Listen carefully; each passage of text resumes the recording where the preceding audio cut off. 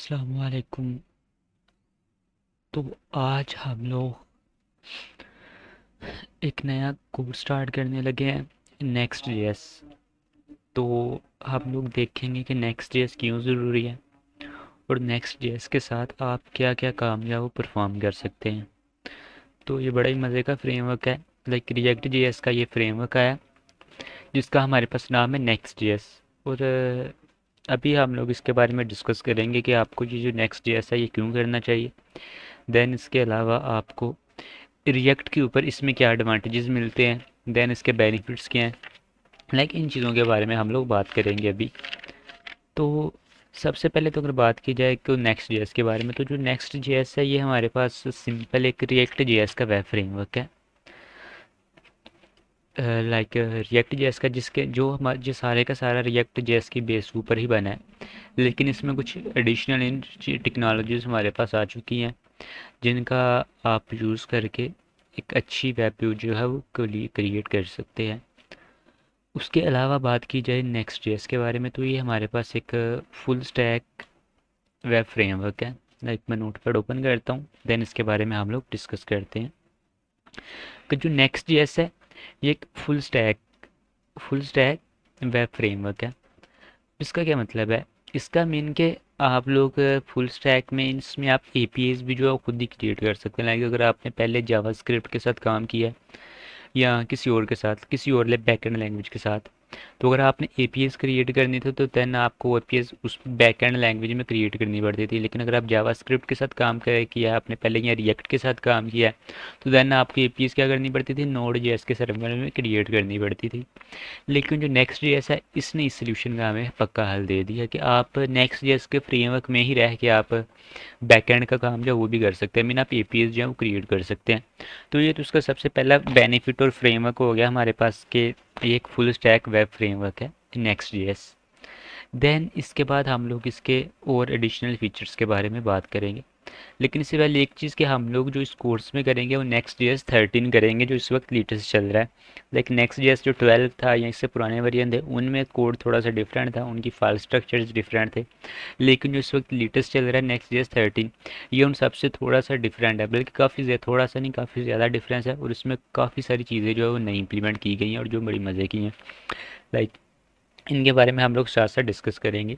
तो सबसे पहला तो इसका बेनिफिट क्या है कि एक फुल स्टैक वेब फ्रेमवर्क है।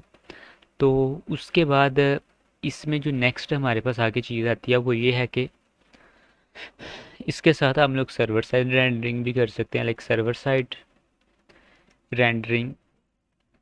देन उसके बाद हम लोग इसके साथ स्टैटिक फाइल की कॉन्फ़िगरेशन कर सकते हैं, स्टैटिक फाइल कॉन्फ़िगरेशन। देन उसके बाद हम लोग इसी के साथ ये क्या करता है कि हमें एक ऑप्टिमाइज्ड ऑपरेशन जो है ये परफॉर्म करके देता है। इसमें जो फाइल्स हैं वो हमारी जो स्पीड है वो ऑलरेडी हमारी प्रोजेक्ट की ऑप्टिमाइज रहती है। उसके बाद इसमें ये क्या हॉट कोड रीलोडिंग है, ये जो हमारे पास कहाँ पे हेल्प करेगी, ये जो हम लोग सर्वर जो अपने डेवलप कर रहे होंगे कोई भी वेबसाइट, तो देन ये जो हार्ड कोड रीलोडिंग है ये हमारे पास तब हेल्प करती है। अब इसका मतलब ये है कि जब आप रिएक्ट जेएस के साथ अगर आपने काम किया तो आप रिएक्ट जेएस का अगर सर्वर स्टार्ट करते हैं एनपीएम स्टार्ट के साथ, तो वो थोड़ा सा टाइम लेता है। अगर अच्छा पीसी है तो वो 15 सेकंड ले लेता है, 10-15 सेकंड। लेकिन अगर थोड़ा सा लो है आपकी स्पेक्स तो वो 30 सेकंड 40 सेकंड जो आराम से ले लेता है। लेकिन ये जो हार्ड कोड रीलोडिंग है इसमें इनकी जो नेक्स्ट जेएस का सर्वर है ये अगर तो आपके पास अच्छा पीसी है तो ये स्टार्ट होने में विद इन सेकेंड्स लेता है।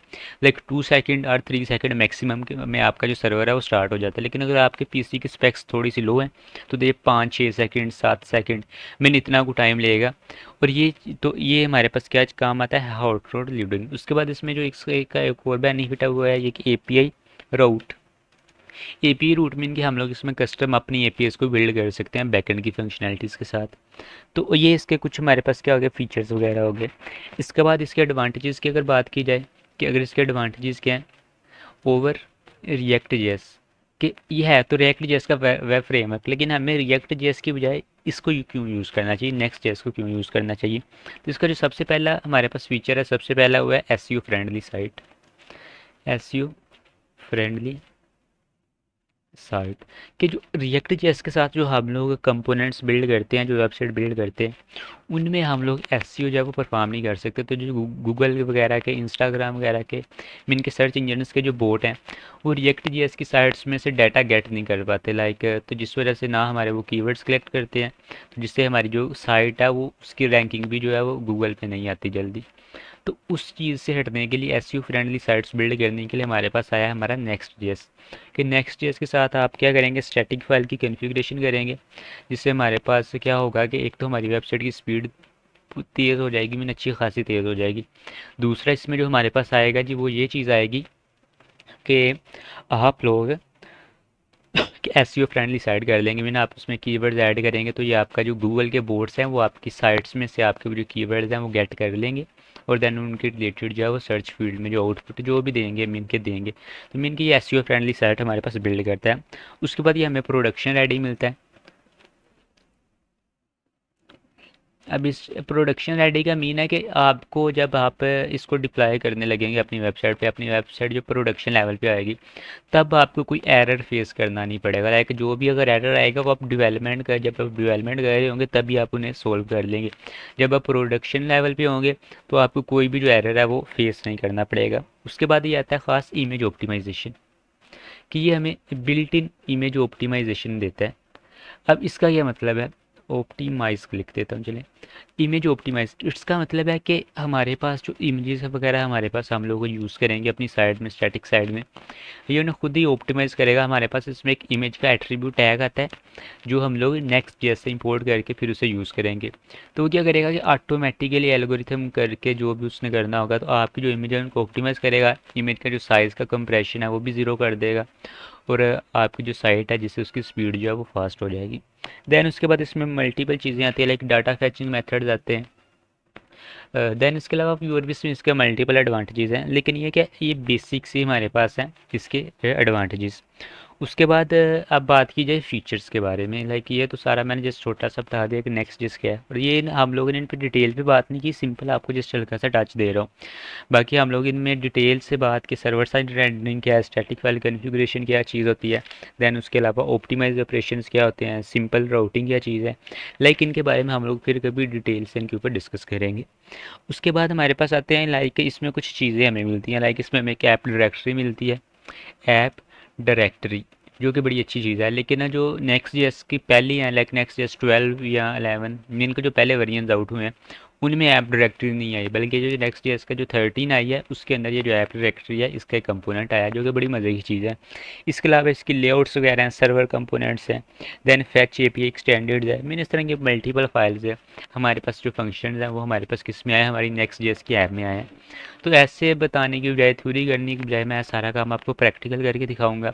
तो भी हम लोग एक सिंपल सा, थोड़ा सा अच्छा सा क्या करेंगे, वेब पेज डेवलप करेंगे, जिसके अंदर हमारे पास मल्टीपल पेजेस भी होंगे जिनकी राउटिंग भी होगी, लाइक सिंगल पेज एप्लीकेशन जिसे आप कहते हैं। दैन उसके अलावा हम लोग प्री लोडर्स वगैरह भी ऐड करेंगे, लाइक एक पेज से दूसरे पेज पे जब शिफ्ट होगा तो लोडिंग मीन का जो हमारा प्री लोडर है वो आएगा। देन उसके बाद हम लोग इसमें एरर 404 भी बनाएंगे, लाइक पेज नॉट फाउंड, या हम लोग कस्टम एरर मैसेजेस पेज भी बनाएंगे, कि फॉर एग्जांपल अगर आपके कोड में कोई एरर है तो आपको एरर नहीं डिस्प्ले होगा, बल्कि उसकी जगह आपने जो कस्टम एरर का पेज बनाया है आपको वो डिस्प्ले हो रहा होगा।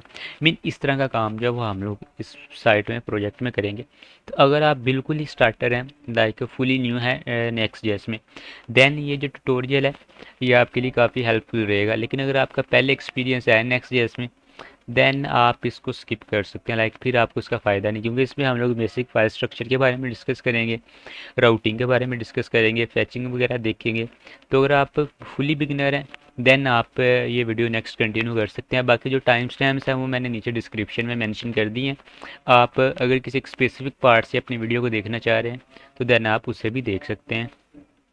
तो चलें, सबसे पहले मेरा काम है कि नेक्स्ट जेएस की हम लोग उनकी ऑफिशियल वेबसाइट पे चले जाते हैं। तो नेक्स्ट जेएस की जो ऑफिशियल वेबसाइट है वो हमारे पास क्या है, लाइक नेक्स्ट जेएस लिखेंगे तो ये next.js.org हमारे पास क्या आ गया कि इनकी ऑफिशियल वेबसाइट आ गई है नेक्स्ट जेएस वालों की। उसके बाद इधर ये देखें, ये रिएक्ट फ्रेमवर्क है फॉर दी वेब, कि उन्होंने खुद मेंशन किया हुआ है कि जो जो नेक्स्ट जेएस है ये एक रिएक्ट का फ्रेमवर्क है फॉर दी वेब डेवलपमेंट। उसके बाद इसमें उन्होंने बताया हुआ है कि ये फुल स्टैक वेब एप्लीकेशंस को बिल्ड करेगा। उसके बाद इधर उन्होंने मल्टीपल चीज़ें उन्होंने बताई हुई हैं जिनको हम लोग बाद में साथ साथ देखेंगे। तो उससे पहले बात की रिक्वायरमेंट्स की, कि अगर आप नेक्स्ट जेएस सीखना चाह रहे हैं तो आपकी रिक्वायरमेंट्स क्या होनी चाहिए। तो इसकी सिर्फ एक ही रिक्वायरमेंट है कि आपको पहले रिएक्ट जेएस है वो आनी चाहिए। अगर आपको पहले रिएक्ट जेएस आती है देन फिर ही आप जो आगे नेक्स्ट जेएस है उसे स्टार्ट कर सकते हैं। बिकॉज इसमें हमारे पास जब हम लोग यूज़ करेंगे सर्वर साइड रेंडरिंग या सिंपल रेंडरिंग जिससे हम कहते हैं मीन स्टैटिक फाइल्स की, तो देन वो यूज स्टेट के लिए हमें कुछ चेंजिंग कुछ करनी पड़ेगी, देन सर्वर स्टेट के लिए देन डिफरेंट चेंज करनी पड़ेगी। लाइक इस तरह की हमारे पास मल्टीपल चीज़ें आएंगी। तो आपको रिएक्ट जेएस जो है वो लाजमी आनी चाहिए अगर आप नेक्स्ट जेएस करना चाह रहे हैं। तो अगर आपको नेक्स्ट रिएक्ट जेएस नहीं आती देन पहले आप रिएक्ट जेएस करें, देन उसके बाद आप जो है नेक्स्ट जेएस की तरफ माइग्रेट कर सकते हैं। लेकिन यकीन करें जब आप नेक्स्ट जेएस कर लेंगे देन फिर आप रिएक्ट जेएस की तरफ देखेंगे भी नहीं। मीना आपने जो भी साइड बनानी होगी आप नेक्स्ट जेएस को ही प्रीफर करेंगे, क्योंकि इसमें बड़ी सारी चीज़ें बिल्ट इन आ जाती हैं, राउटिंग वगैरह और भी काफ़ी ज़्यादा। एपीआईज को फैच करवाना इतना ईजी है इसमें, सिंपल है वेट फैच करवाओ, आपकी एपीआई का डाटा जो है ये कट कर देगा। मीन हर चीज़ जो है वो काफ़ी ज़्यादा ईजी कर दी है इस नेक्स्ट जेएस के फ्रेमवर्क ने। तो सबसे पहले तो आपने अपनी एक ऐप क्रिएट करनी है। तो उसके लिए मैं क्या करता हूँ कि अपने डेस्कटॉप पर ही एक न्यू फोल्डर बनाता हूँ और उस फोल्डर का मैं नाम रख लेता हूँ लाइक नेक्स्ट जेएस ही नाम रख लेता हूँ, नेक्स्ट जेएस। ये मेरे फोल्डर का नाम है। और अब इस फोल्डर के अंदर मैंने अपना जो टर्मिनल है वो ओपन करना है लाइक इस फोल्डर के अंदर। तो मैं ये जो टर्मिनल है इसे बंद करता हूँ। ये मेरा एक जेंगो का टर्मिनल चल रहा है, तो मैं इसको अभी के लिए एग्जिट कर देता हूँ। बल्कि कंट्रोल ओके। तो अब जैसे ही ये मेरा टर्मिनल ख़त्म हो गया मैं राइट क्लिक करूँगा तो मेरे पास ये ऑप्शन आ रहा है ओपन इन टर्मिनल। तो मैं इस पर क्लिक करूँगा तो मेरा ये जो है ये वाली डायरेक्टरी ये मेरे टर्मिनल में ओपन हो जाएगी।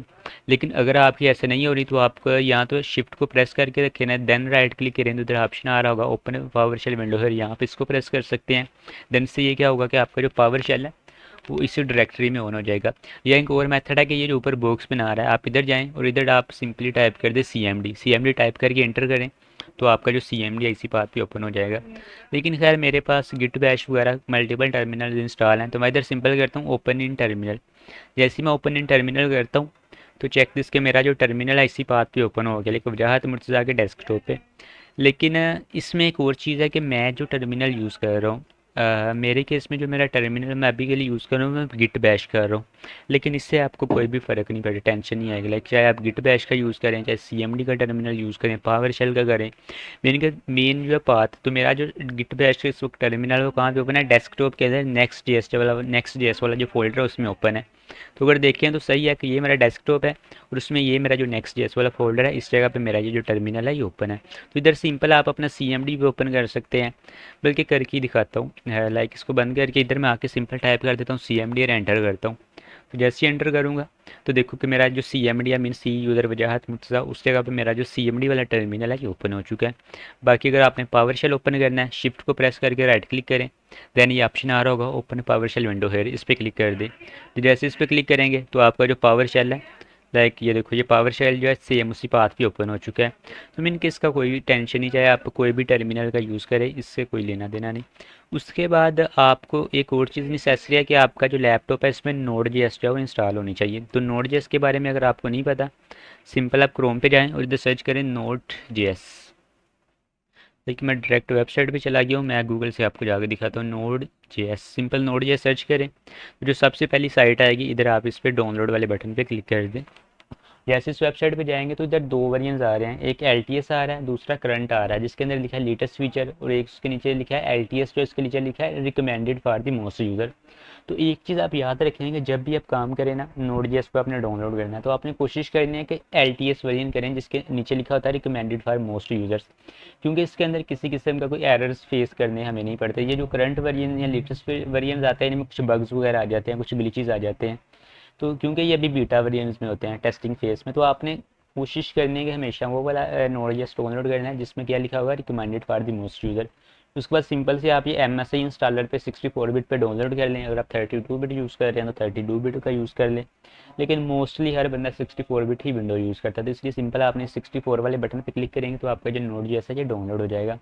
डाउनलोड करने के बाद इसे इंस्टॉल कर लीजिएगा, जिस इतना काम कर देना है। इसके बाद अब बात आती है कि अपनी रिएक्ट की ऐप जो है वो क्रिएट कैसे करनी है। तो इधर मेरे स्टेप्स ध्यान से देखिएगा, इधर हमने एक चीज़ को फॉलो करना है।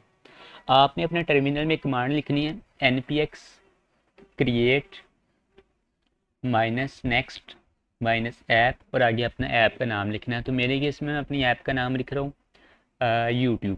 फॉर एग्जांपल मैंने यूट्यूब, क्योंकि ये यूट्यूब के ट्यूटोरियल है तो इस वजह से मैं आके यूट्यूब जो है वो लिख रहा हूँ। आप कमांड याद रखनी है npx क्रिएट नेक्स्ट ऐप आगे यूट्यूब। तो मैं नोट पैड में भी ये कमांड एक दफ़ा लिख देता हूँ npx क्रिएट -next -ऐप आगे अपनी ऐप का नाम लिख दें यूट्यूब।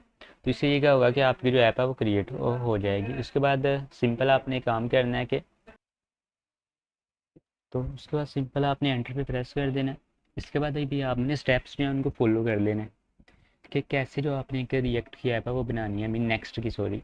इसमें आपको मैं दिखाता हूँ कि क्या क्या स्टेप जो हैं वो आपने फॉलो करने हैं। तो जैसे ही आप एंटर करेंगे इसके बाद ये थोड़ा सा टाइम लेगा और देन आपसे कुछ चीज़ें पूछेगा, लाइक आप क्या क्या चीज़ जो है वो इसमें इम्प्लीमेंट करवाना चाह रहे हैं या नहीं करवाना चाह रहे। सबसे पहले कह रहा है ओके टू प्रोसीड, तो मैं वाइट लिख के एंटर करता हूँ क्योंकि मैं करना चाह रहा हूँ। है तो देन इसके बाद ये आप कुछ आपसे क्वेश्चन कर रहा है कि would you like to use TypeScript, क्या आप इसमें टाइप स्क्रिप्ट का यूज़ करना चाह रहे हैं। तो अगर तो आप एडवांस काम करते हैं तो ये 100% रिकमेंडेड है कि आप टाइप स्क्रिप्ट का यूज़ लाजमी करेंगे। लेकिन अगर आप स्टार्टर हैं तो टाइप स्क्रिप्ट के साथ अगर आपको अभी के लिए काम करना नहीं आ रहा तो आप इसे नो भी कर सकते हैं और येस भी कर सकते हैं। लेकिन मैं आपको प्रीफर करूँगा कि चाहे आप स्टार्टर है चाहे आप एडवांस लेवल पे चले गए हैं फिर भी आप जो टाइप स्क्रिप्ट है इसको येस कर दें। मीन आप ये येस पे जाके एंटर प्रेस करिएगा तो आ जाएगा। उसके बाद ये दूसरा आपसे पूछ रहा है कि आप ES लिंट को यूज़ करना चाह रहे हैं, तो उसके लिए भी आपने लाजमी येस करना है। उसके बाद पूछ रहा है कि would you like to use Tailwind CSS, कि आप टेलविंड CSS जो फ्रेमवर्क है उसका यूज़ करना चाह रहे हैं। तो अगर तो आप नो करेंगे तो फिर तो ये टेलविंड को इंपोर्ट नहीं करेगा, फिर बाद में हमें अगर टेलविंड का यूज़ करना है तो मैनुअली सारा काम करना पड़ेगा। लेकिन अभी के लिए मैं कह रहा हूँ येस कि मैं टेलविंड के साथ काम करना चाह रहा हूँ। लेकिन अगर आप इसके अलावा कोई और फ्रेमवर्क का यूज़ करना चाह रहे हैं लाइक बूटस्ट्रैप तो आप इसे नो भी कर सकते हैं। लेकिन मैं रिकमेंडेड करूँगा कि अगर आप नेक्स्ट के साथ काम करते हैं तो टेलविंड बड़ा परफेक्ट है। मीन बूटस्ट्रैप से अच्छा है बूटस्ट्रैप भी, लेकिन बूटस्ट्रैप से ज़्यादा जो परफेक्ट है वो हमारे पास टेलविंड CSS आता है।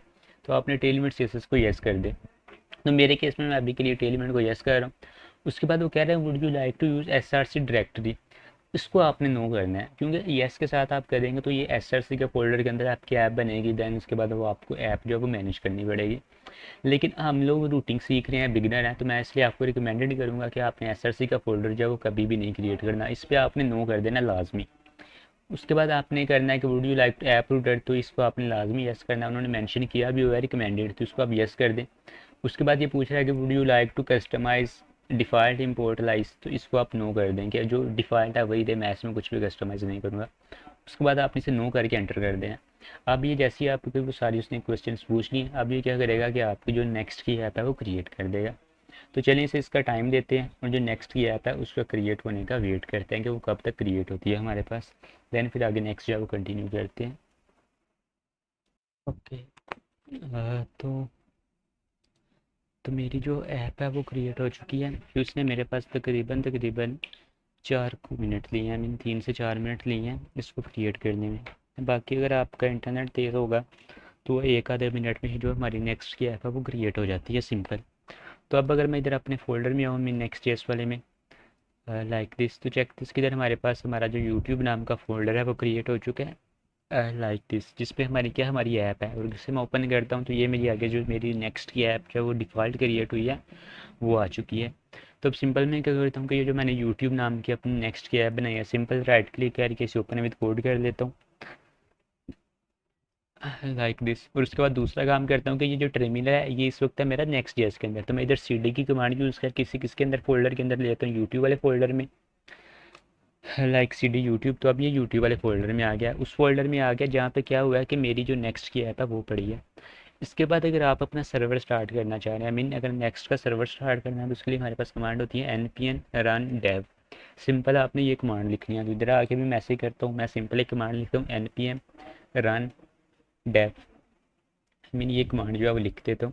ये कमांड लिख के जैसे ही एंटर करूँगा तो ये क्या करेगा कि मेरा जो सर्वर है वो स्टार्ट कर देगी। तो ये जो सर्वर है ये जल्दी स्टार्ट हो जाता है 3 से 4 सेकंड में। लेकिन अगर आपके पीसी की स्पेक्स थोड़ी सी लो हैं, हल्की है, तो यहाँ ज़्यादा मल्टीटास्किंग हो रही है, इनके मल्टीपल सर्वर्स चल रहे हैं आपके पास, लाइक एक जेंगो का चल रहा है, एक पीएचपी का चल रहा है, अपैची वगैरह, तो देन ये सर्वर स्टार्ट होने में थोड़ा सा टाइम ले सकता है। ये डिपेंड करता है कि मल्टीटास्किंग के ऊपर। तो मेरा चलें ये npm रन डेव कर दिया तो मेरा जो सर्वर है वो स्टार्ट होता है। तो चलें वेट करते हैं जब तक ये स्टार्ट हो रहा है सर्वर। तो सर्वर तो वो स्टार्ट हो गया। तो उसके बाद हम लोग इधर फाइल्स के बारे में थोड़ा सा डिस्कस करते हैं कि इधर हमारे पास कुछ फाइल्स क्रिएट होके आई हैं। एक सबसे पहले हमारे पास ऐप का फोल्डर हमारे पास आया मेन, उसके बाद हमारे पास एक नोड मॉड्यूल्स का फोल्डर आया, देन उसके बाद एक पब्लिक का फोल्डर आया, देन उसके बाद नीचे कुछ फाइल्स आई हैं लाइक गिट इग्नोर की आई, next env, next config, package JSON, post C S S, readme, Tailwind C S S config और T S config JSON. Mean किस तरह की कुछ फाइल्स जो हैं ये मेरे पास जो हैं वो क्रिएट होके आई हैं। तो इन फाइल्स के बारे में बात करते हैं तो ये देखा इधर ऑटोमेटिकली डॉट नेक्स्ट का जो फोल्डर है ये भी क्रिएट हुआ है। मीन कि अभी 1 सेकंड पहले नहीं था लेकिन अभी ये जो है इधर ऐड हो चुका है। तो ये क्यों आया, क्योंकि मैंने सर्वर स्टार्ट किया। तो जब आप सर्वर स्टार्ट करते हैं नेक्स्ट का, तो एक नेक्स्ट का फोल्डर जो है ये बाय डिफ़ॉल्ट बन के आ जाता है। तो इसलिए आपने इसमें कुछ भी छेड़छाड़ नहीं करनी, मीन इसमें कुछ चेंजिंग वगैरह नहीं करनी। तो आई थिंक मेरा जो सर्वर है वो स्टार्ट हो चुका है। तो सर्वर रन करने के लिए आपने सिंपल कहाँ पे जाना है, लोकल होस्ट 3000 पोर्ट पे मेरा जो सर्वर है वो रन हुआ है। तो मैं सिंपली चलता हूँ और इधर टाइप करता हूँ लोकल होस्ट 3000। तो फॉर चेकिंग पे मेरा जो सर्वर है नेक्स्ट की जो ऐप है वो स्टार्ट हुई है या नहीं। तो चलिए थोड़ा सा वेट करते हैं, लाइक लोकल होस्ट 3000 एंटर, और ये पेज रीलोड हो रहा है तो उसे रीलोड होने देते हैं। एक्चुअली वो ज़्यादा टाइम इस वजह से ले रहा है कि मेरे लैपटॉप की स्पेक्स थोड़ी सी कम है, तो साथ वो रिकॉर्डिंग वगैरह हो रही है एंड देन साथ वो सर्वर चल रहे हैं। तो इस वजह से जो स्पीड है वो थोड़ी सी जो है वो लो हो गई है, स्लो हो रही है। तो लेकिन ये टेंशन वाली बात नहीं है, चल जाता है। Like just wait a second.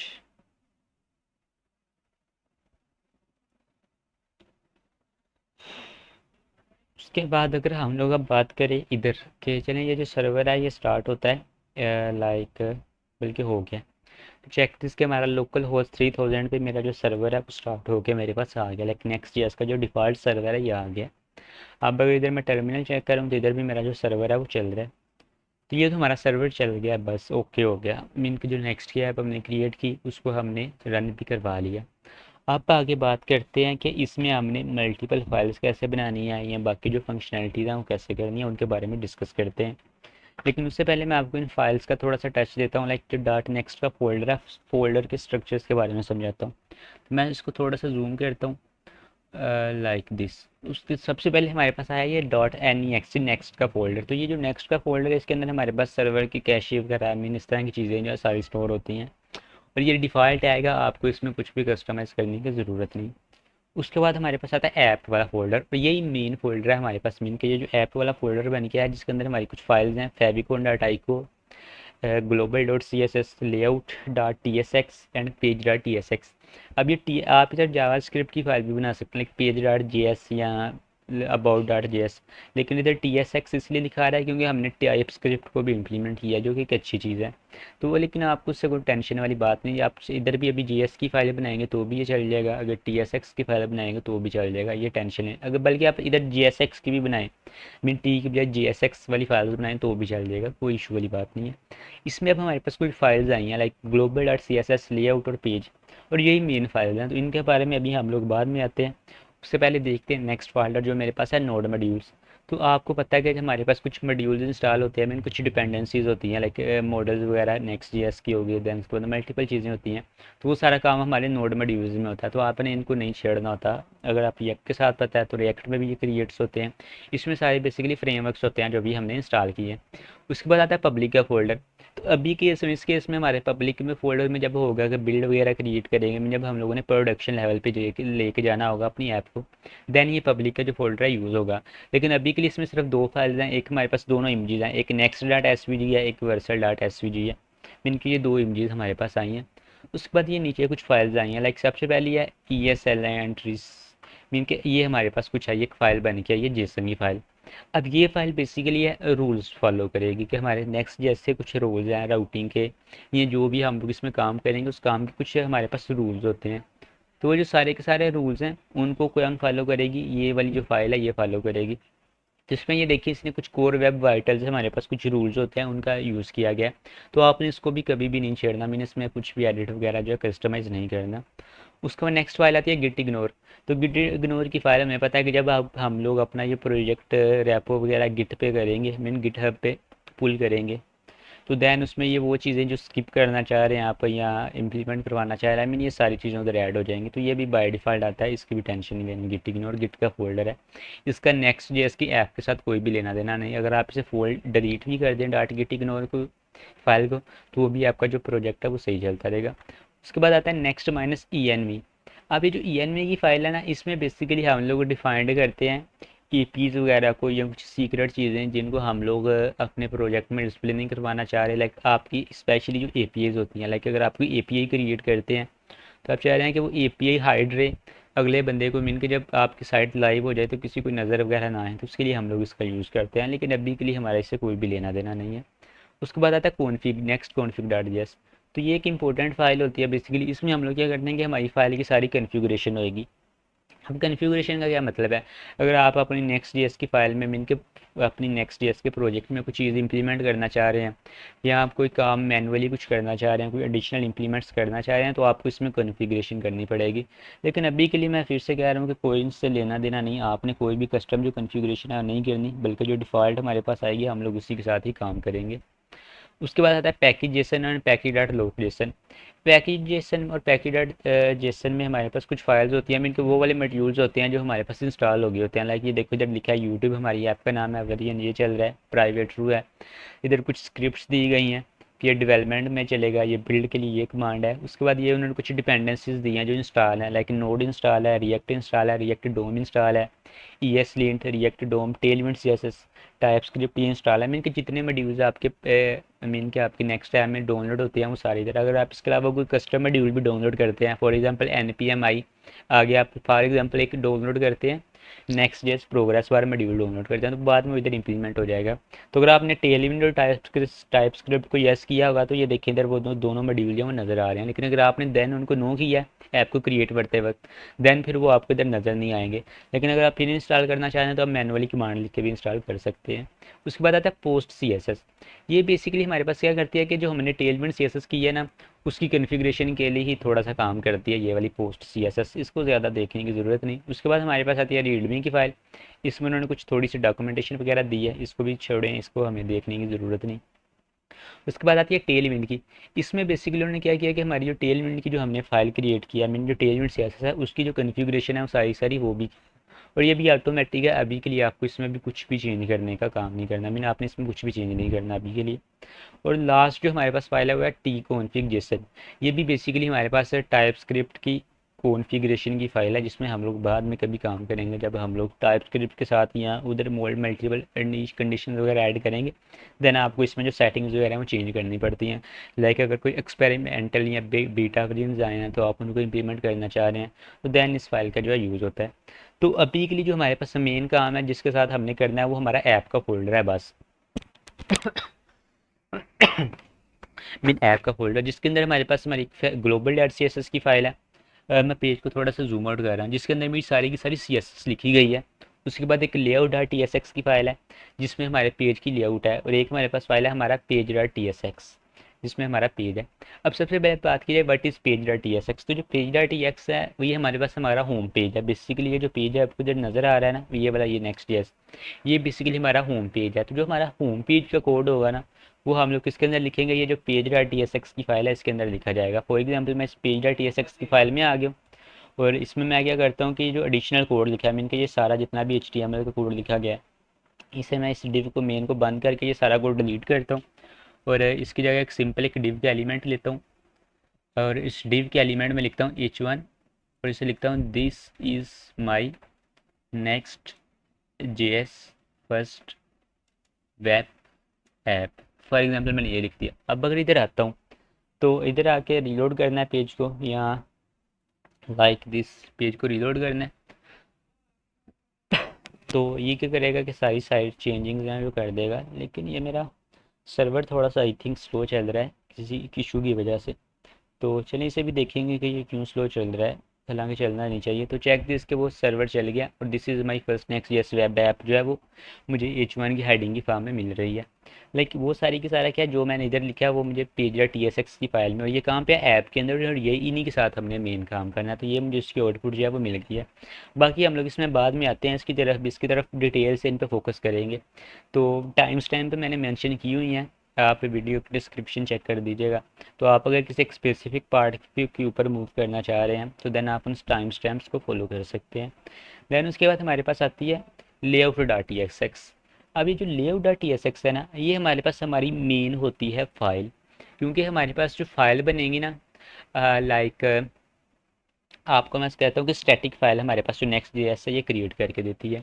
अब ये जितनी भी फाइल हैं उनसे पहले जो उनका HTML वगैरह होगा, मीन कि एक जो स्टार्टर टेम्पलेट होगा जो आप चाह रहे हैं कि हर पेज पे रहे, वो सारा का सारा काम जो है वो इस लेआउट डॉट TSX के ऊपर होता है, और ये हमारी मेन फाइल होती है। अब इसमें कुछ चीज़ें इंपॉर्टेंट हैं, उनके बारे में अभी बात में डिस्कस करता हूँ। तो मेन आप रिटर्न में आए तो रिटर्न में ये देखिए HTML के एक एलिमेंट लगा है, ये HTML का एलिमेंट, और उसके अंदर हमारा एक बॉडी का एलिमेंट है, और बॉडी के एलिमेंट के अंदर एक उन्होंने एलिमेंट पास करवाया चिल्ड्रन के नाम से। तो ये जो चिल्ड्रन है, चिल्ड्रंस बेसिकली हमारे पास वो सारे के सारे कंपोनेंट्स पेजेस होंगे जो हम लोग इधर अभी ऐप के अंदर बनाएंगे। मीन अभी के लिए हमारे पास एक चिल्ड्रन है पेज डॉट TSX, तो वो इधर डिस्प्ले हो रहा है चिल्ड्रन। इसके अलावा अगर मैं कोई और पेज भी बनाऊंगा लाइक अबाउट डॉट JS या contact us, FAQ dot, mean जितने भी पेज बनाऊंगा वो सारे के सारे ऑटोमेटिकली इधर आ जाएंगे।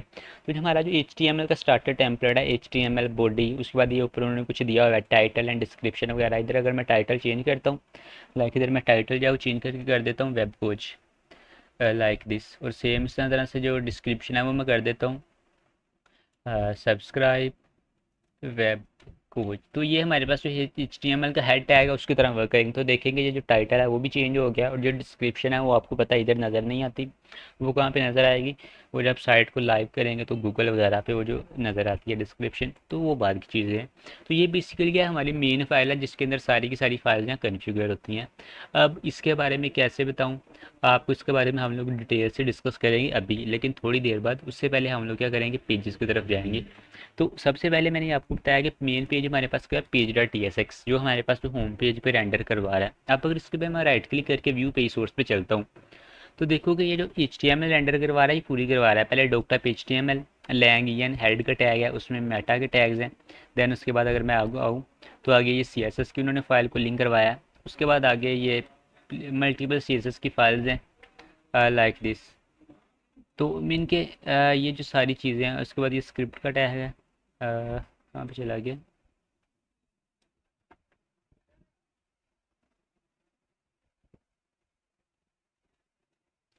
अ, तो मीन कि ये जो हमारे पास मेन हमारा डाटा आ रहा है, लाइक ये सारा आपको डिस्प्ले हो रहा है। इसमें एक चीज़ मैं आपको दिखाना चाह रहा था, अगर मुझे मिल जाए तो कंट्रोल F दिस, हाँ।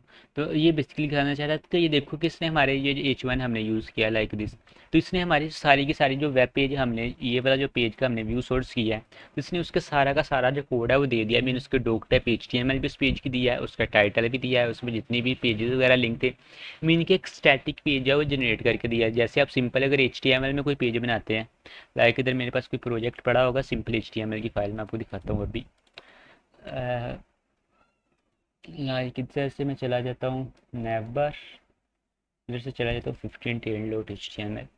तो ये मेरे पास एक छोटा सा ना टेल विंड ब्लॉक की एक साइड बनी है, मैंने कहा एक टेम्पलेट है स्टार्टर जो टेल विंड के साथ बना है। अब अगर इस पर मैं व्यू पेज सोर्स पे चलता हूँ तो व्यू पेज सोर्स में क्या आएगा कि मुझे देखो इसका सारे का सारा कोड आ गया, इसका doc type HTML, then title, script, header, उसके बाद इसमें जितनी क्लासेस हैं CSS इंप्लीमेंट, आई मीन हर चीज़ आ गई है। लेकिन अगर आप रिएक्ट जेएस के साथ कोई ऐसा पेज बनाते हैं ना, तो ये इस तरह या मीन ये इस तरह या ये जो सारा HTML है ये डिस्प्ले नहीं होता, बल्कि इसकी जगह सिंपल एक डिव होती है जिसकी ID लगी होती है रूट की, मीन सिर्फ वो डिव डिस्प्ले होती है, जिसकी वजह से हमारी जो साइट है वो SEO टाइप नहीं, SEO फ्रेंडली नहीं बनती।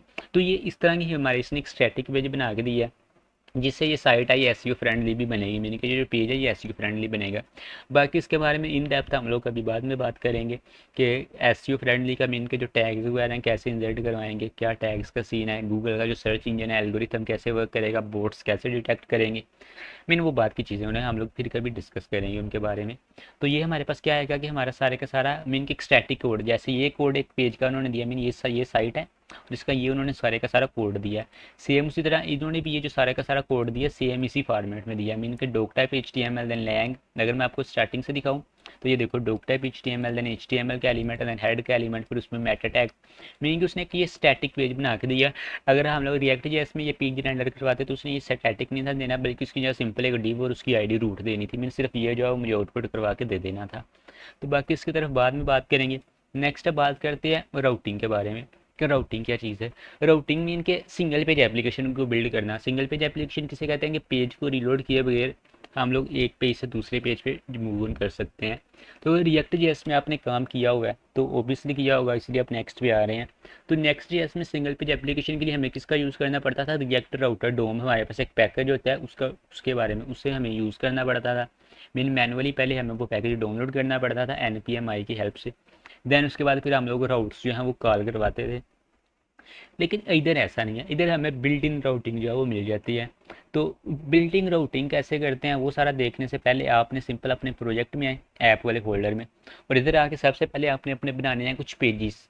लाइक अभी फॉर एग्जांपल मैं बनाना चाह रहा हूँ अबाउट का पेज फॉर एग्जांपल। तो आपने ऐप के अंदर सबसे पहले एक फोल्डर क्रिएट करना है अबाउट के नाम से। तो आपने सिंपल इधर एक न्यू फोल्डर पर लोअर केस में आपने एक फोल्डर क्रिएट कर देना है अबाउट के नाम से। तो ये हमारे पास एक फ़ोल्डर बन गया अबाउट के नाम से। अब इट्स मीन कि ये जो मैंने अबाउट के नाम का फ़ोल्डर बनाया ना, इसके अंदर जो कोड आएगा वो अबाउट वाले पेज का आएगा। तो ये हमारे पास एक चीज़ क्लियर होगी कि ये जो फ़ोल्डर बना है ये अबाउट पेज के लिए बना है। अब आपने क्या करना है कि इस अबाउट वाले फ़ोल्डर पे राइट क्लिक करके न्यू फाइल बनानी है। और अब आपने जो अपनी फ़ाइल बनानी है अबाउट की, उसका नाम आपने about.gs या about.tsx नहीं रखना, बल्कि आपने उसका नाम रखना है पेज डॉट TSX। मीन कि आप TSX भी रख सकते हैं, GS भी रख सकते हैं, JSX भी रख सकते हैं, मीन आप कुछ भी रख सकते हैं, लेकिन जो नाम है वो पेज होना चाहिए। पेज डाट आगे एक्सटेंशन चाहे GS रख लें चाहे TSX रख लें या उसके बाद JSX रख लें, मीन एक्सटेंशन आप कोई भी रख सकते हैं, लेकिन जो नाम है वो पेज लाजमी रखना है। क्योंकि ये पेज नाम क्यों रख रहे हैं, क्योंकि ये नेक्स्ट जेएस में इन्होंने डिफाइन किया हुआ है कि हमारे पास कुछ पेजेस होते हैं, अगर आप पेज क्रिएट करना चाह रहे हैं तो आप उसका नाम जो है पेज या TSX रखना पड़ेगा। हम लोग चेंज भी कर सकते हैं लेकिन ये पुराने वर्जन्स में, लेकिन वो थोड़ा गलत काम हो जाएगा। मीन हम लोग अकॉर्डिंग टू रूल्स चलेंगे और जो बेस्ट मेथड है उसी के लिए चलेंगे। अब मैं इधर एंटर कर देता हूँ। तो अब मीन कि ये जो मेरा अबाउट का फोल्डर है इसके अबाउट वाले फोल्डर के अंदर पेज बन चुका है p.tsx के नाम से। एक पेज या TSX हमारा मेन है, ये जो बाहर पड़ा है ये वाला, और एक हमारे अबाउट के फोल्डर के अंदर पेज डॉट TSX बन गया। अब इट्स मीन कि ये ऑटोमेटिकली रूट कर देगा। मीन के ये जो ऐप है ना एम्प्टी पाथ पे ये चल रहा है तो ये खुद ही डिटेक्ट कर लेगा। क्योंकि अगर मैं स्लैश अबाउट लिखूंगा तो इट्स मीन कि ये कौन सी फाइल रन करवाएगा, ये जो अबाउट वाला पेज है वो रन करवाएगा। तो इसको मैं थोड़ा सा प्रैक्टिकली करके दिखाता हूँ, देन इस पर हम थोड़ा सा डिटेल में बात भी करते हैं। तो ये मैंने अबाउट वाले पेज या TSX खोल लिया, और इधर अब आपने क्या करना कोड लिखना। तो इधर आप सिंपल कोड जैसे जावा रिएक्ट जैसे में लिखते हैं आप सिंपल वैसे ही फंक्शन बनाएं। क्लास बेस काम करना है क्लास बेस काम करें, फंक्शनल बेस करना है फंक्शनल बेस करें, जैसे आप काम करना चाह रहे हैं। तो मैं अभी के लिए सिंपल लिख रहा हूँ RFC, एंटर करता हूँ। तो ये मेरे पास एक फंक्शन बन गया जिसमें मैं ये इंपोर्ट रिएक्ट को अभी के लिए डिलीट कर रहा हूँ, इसके साथ काम नहीं करना। और ये डिव के अंदर मैं कह रहा हूँ एक H1 ले रहा हूँ और इसमें मैं कह रहा हूँ अबाउट पेज। अब ये मेरे पास क्या बन गया, मेरा अबाउट का पेज है ये बन चुका है। अब मैंने ऐप के अंदर ये अबाउट का पेज बनाया और उसके अंदर जो फाइल का नाम है वो आपने लाजमी क्या रखना है पेज डॉट TSX ही रखना है। अब अगर इधर आता हूँ मैं, इधर आके लोकल हाउस 3000 पे हूँ। अब अगर इधर मैं स्लैश चाहता हूँ अबाउट पे, मैंने लिखता हूँ स्लैश अबाउट, एंटर करता हूँ। मैं इनके सिंपल वही एम्प्टी बात और आगे मैंने लिख दिया स्लैश अबाउट, और जैसे ही एंटर करूँगा तो ये देखो ये अबाउट पेज पे रिडायरेक्ट हो गया। मीन के मेरे सामने कौन सा पेज आ गया, अबाउट पेज है वो आ गया। क्योंकि ना मैंने इसकी कोई रूटिंग की है, ना मैंने कोई एडिशनल पैकेज डाउनलोड किया है, ना मैंने वो राउट में पास करवाया जैसे रिएक्ट जेएस में करवाते हैं। सिंपल मैंने एक अबाउट का फोल्डर बनाया और उसके अंदर जो फाइल का नाम है वो रखा पेज डॉट TSX, और उसके अंदर अपना जो अबाउट का कोड है वो लिख लिया। तो इट्स मीन कि ये मेरा राउट बन गया अबाउट का। अब ये जो स्ट्रक्चर है ना इसमें ये कुछ इसी कोडिंग चल रहा है फोल्डर्स के अकॉर्डिंग रिएक्ट जेएस में। अभी मैं आपको समझाता हूँ। फॉर एग्जाम्पल आपने ऐप फोल्डर अपने ऐप के अंदर बनाना है। अब मैंने ऐप के अंदर फोल्डर बना लिया, अपने ऐप वाला फोल्डर ये जो मेन है हमारा, ये जो आपको नज़र आ रहा है इसके अंदर मैंने फोल्डर बनाया अबाउट के नाम से। लाइक ऐप वाले फोल्डर के अंदर कौन सा बनाया अबाउट के नाम से। तो ये जो ऐप होती है ये डिफ़ॉल्ट पाथ पे होती है, मीन के लोकल होस्ट 3000 ये डिफ़ॉल्ट पाथ पे होती है हमारे पास ऐप। अब आगे अगर स्लैश लिखता हूँ मीन स्लैश, तो अब ये ऐप के अंदर अबाउट का फोल्डर बनाया और अबाउट के अंदर जो अपना फोल्डर बनाएंगे उसके अंदर जो आपने फाइल लिखी है उसका नाम जो है वो लाजमी पेज ही रखना है। मीन पेज डॉट चाहे JS कर लें या पेज डॉट JSX कर लें या page dot T S x कर लें। मीन आप इनमें से कोई भी नाम रख सकते हैं अपनी फ़ाइल का, लेकिन जो नाम है वो पेज ही रखना पड़ेगा। उसके बाद आप अगर ये कर लेंगे तो इट्स मीन के ऐप के अंदर जो अबाउट है, ये वाला अबाउट, ये ऑटोमेटिकली डिटेक्ट करेगा अबाउट के फोल्डर को और आपका ये वाला राउट जो बना देगा। मीन लोकल 3000 / अगर आप अबाउट लिखेंगे तो आपके अबाउट के फोल्डर के अंदर जो पेज है वो चल जाएगा। लेकिन अगर आप अबाउट के अंदर फॉर एग्जांपल एक और पेज बनाते हैं डैशबोर्ड के नाम से, लाइक डैशबोर्ड, मीन के अबाउट का फोल्डर है, उसके अंदर आप एक फ़ोल्डर बना रहे हैं, डैशबोर्ड के नाम का फ़ोल्डर बना रहे हैं, और उस डैशबोर्ड वाले फ़ोल्डर के अंदर आप फाइल बना रहे हैं page dot T S x. तो इस दफ़ा जो आपका रूट बनेगा वो कुछ इस तरह से बनेगा। मीन सबसे पहले अबाउट का फोल्डर रहेगा, अबाउट, फिर आएगा स्लैश, फिर उसके बाद आपने किस नाम से फोल्डर बनाया, डैशबोर्ड के नाम से, तो इधर आ जाएगा सिंपल डैशबोर्ड, DASHBO, स्पेलिंग वो खुद ही डिटेक्ट कर दें, स्पेलिंग सही होगी। तो देन उसके लिए हमारे पास कौन सा पाथ बनेगा, मीना अगर आप इस तरह काम करेंगे तो फिर आपके लिए ये रूट बनेगा। तो अभी हम लोग थोड़ी सी और चीज़ें देखते हैं, मीन थोड़ी सी और एग्जांपल्स देखते हैं, देन आपको जो ऑटोमेटिकली क्लियर हो जाएगा। इसके बारे में डिटेल से बात करते हैं अभी। तो ये मैंने क्या कर लिया, अबाउट के नाम से बना लिया, ऐप के अंदर अबाउट का फोल्डर बनाया और उसमें पेज डॉट TSX नाम से एक बना लिया।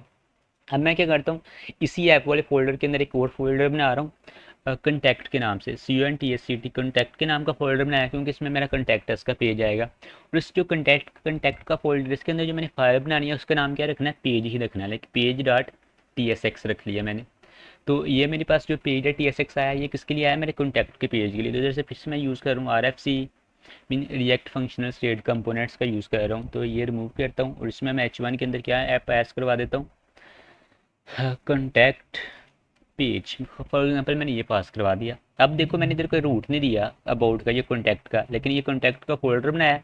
अब अगर इधर मैं अपनी साइट पे आके अबाउट की जगह इधर लिखता हूँ कॉन्टैक्ट, एंटर प्रेस करता हूँ, तो ये क्या करेगा कि ऑटोमेटिकली मेरा जो कॉन्टैक्ट का पेज है उसे रन करवाएगा। चेक जिसके मेरा जो कॉन्टैक्ट का पेज है वो रन हो चुका है, मीन के मैं कोई रूटिंग मैनुअली पास नहीं करवा रहा, बल्कि ऑटोमेटिकली जैसे जैसे फोल्डर बना रहा हूँ वो खुद ही अंडरस्टैंड करके मेरी जो राउटिंग है वो क्रिएट करी जा रहा है।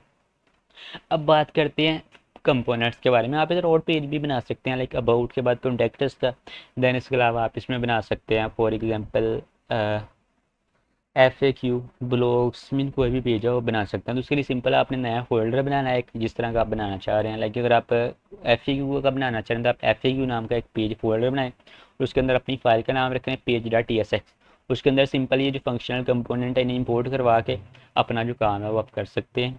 बाकी अब इधर मैं एक और चीज़ कर दूँगा, ये फाइल्स को बंद करता हूँ अभी के लिए, और अब बनाता हूँ कंपोनेंट्स को। कि कंपोनेंट ये तो हम लोगों ने बना लिया ऐप के अंदर अबाउट और कंटैक्ट नाम का पेज बना लिए कि ये राउटिंग कर ली। अब आप इधर कंपोनेंट्स जो हैं वो भी क्रिएट कर सकते हैं। तो कंपोनेंट्स की तरफ मूव करने से पहले कंपोनेंट्स क्या हैं, तो कंपोनेंट हमारी वेबसाइट पे वो वाले एलिमेंट्स होते हैं जो आप हर पेज पे रेंडर करवाना चाहते हैं लाजमी। फॉर एग्जांपल आप एक वेबसाइट पे नैव बार बना रहे हैं, तो नैव बार आप एक कंपोनेंट में रखेंगे और वो जो कंपोनेंट है मीन नैव बार का वो हर पेज पे आएगा, चाहे वो आपका अबाउट का पेज है, कॉन्टैक्ट का पेज है, मीन आप हर जगह पे उधर क्या करेंगे कि उस वाले कंपोनेंट को इंपोर्ट करवा लेंगे। मीन कुछ इस तरह से हम लोग काम करते हैं। तो उसके लिए आपने क्या करना है कि अपने ऐप वाले फोल्डर के अंदर ही एक न्यू फोल्डर बनाना है कंपोनेंट्स के नाम से, NENTS कंपोनेंट्स नाम का फोल्डर बनाया गया और इसके अंदर आपने अब बनाने हैं अपने कंपोनेंट। तो इसमें जो सबसे पहला मैं कंपोनेंट बना रहा हूँ वो बना रहा हूँ हेडर का। तो एक चीज़ रखनी है कि जब आप अपने कंपोनेंट बनाने हैं उनका जो पहला वर्ड है वो कैपिटल होना चाहिए। तो मैं नेवर बना रहा हूँ या हेडर, तो मैं इधर लिखता हूँ हेडर डॉट TSX। तो मीन के ये जो हेडर डॉट TSX क्या है कि मेरा एक कंपोनेंट बन गया हेडर के नाम से। ये जो हेडर है इसके अंदर मैं सारा हेडिंग का कोड लिखूंगा, मीन मेरा हेडर आएगा, और ये जो हेडर है मैं हर पेज पे रखूंगा, अबाउट वाले पेज पे भी रखूंगा, कॉन्टैक्ट वाले पेज पे भी रखूंगा। तो इसके लिए मैंने क्या कर दिया, कंपोनेंट बना लिया। अब मैं इस कंपोनेंट के अंदर सिंपल वही यूज़ करूँगा RFC, mean react functional state component, like this. ये क्या आ गया, RFCE,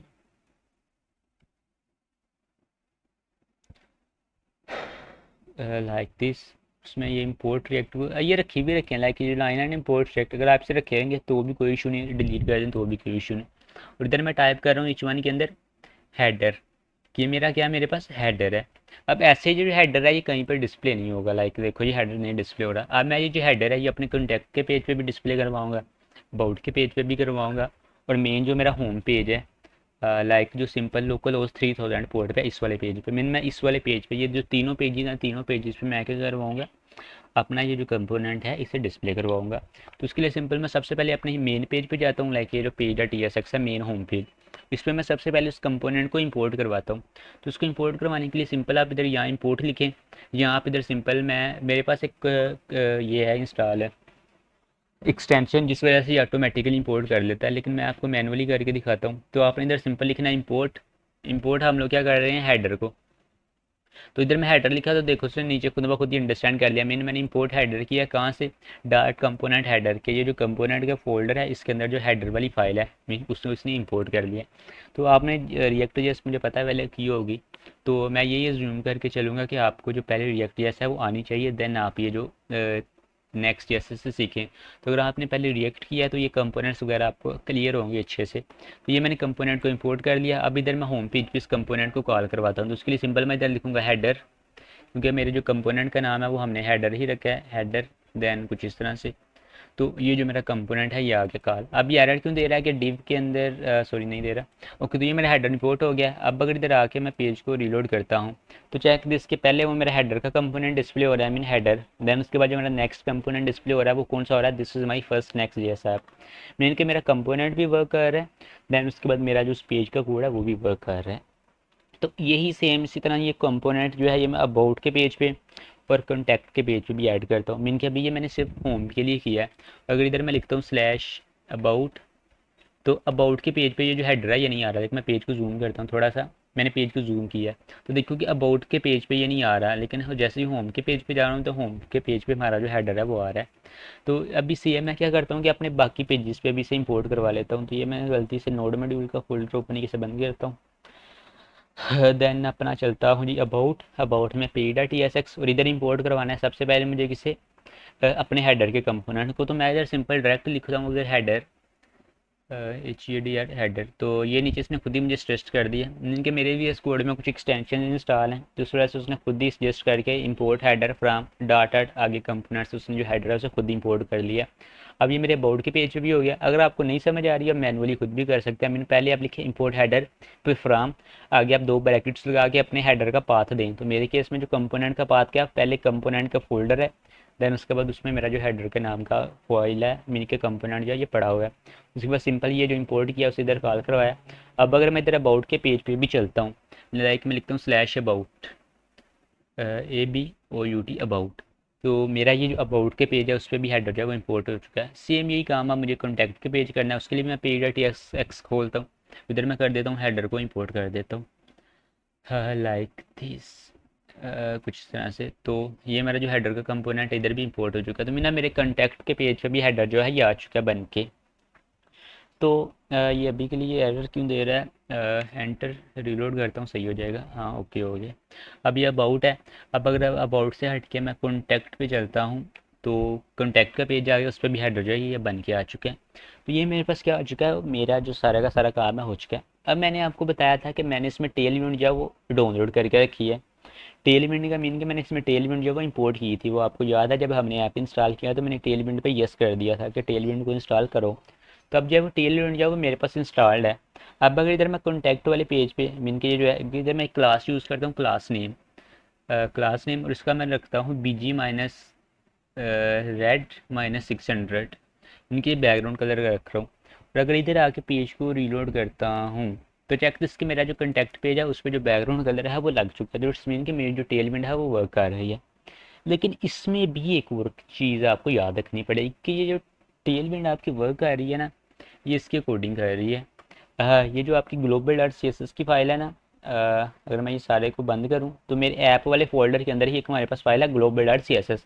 तो इसमें ये हमने इंपोर्ट करवाया ना, ये ऊपर इंपोर्ट होगा Tailwind base, Tailwind components, Tailwind utilities. तो इन वजह से ये जो टेल विंड है ये वर्क कर रही है। तो अगर ये टेल विंड को देखेंगे हमने इंपोर्ट कहाँ पे करवाया, तो जो मेरी मेन फाइल थी लेआउट डॉट एस एक्स जो मैंने आपको बताया, तो इसमें ये देखें ऊपर इंपोर्ट है, import global dot C S S. तो अगर मैं ये जो फाइल डिलीट कर दूंगा ना ये global dot C S S में से कोड को, लाइक दिस, इसमें से अगर मैं ये जो सारा कोड है ये डिलीट कर देता हूँ ऐसे। अब अगर इधर आके पेज को रीलोड करूँगा तो जो टेल विंडो है ये वर्क करना बंद कर देगी। ये देखो मेरी जो टेल विंडो वर्क नहीं कर रही, बाकी जो सी एस एस था बैकग्राउंड कलर वगैरह सारा कुछ रिमूव हो गया।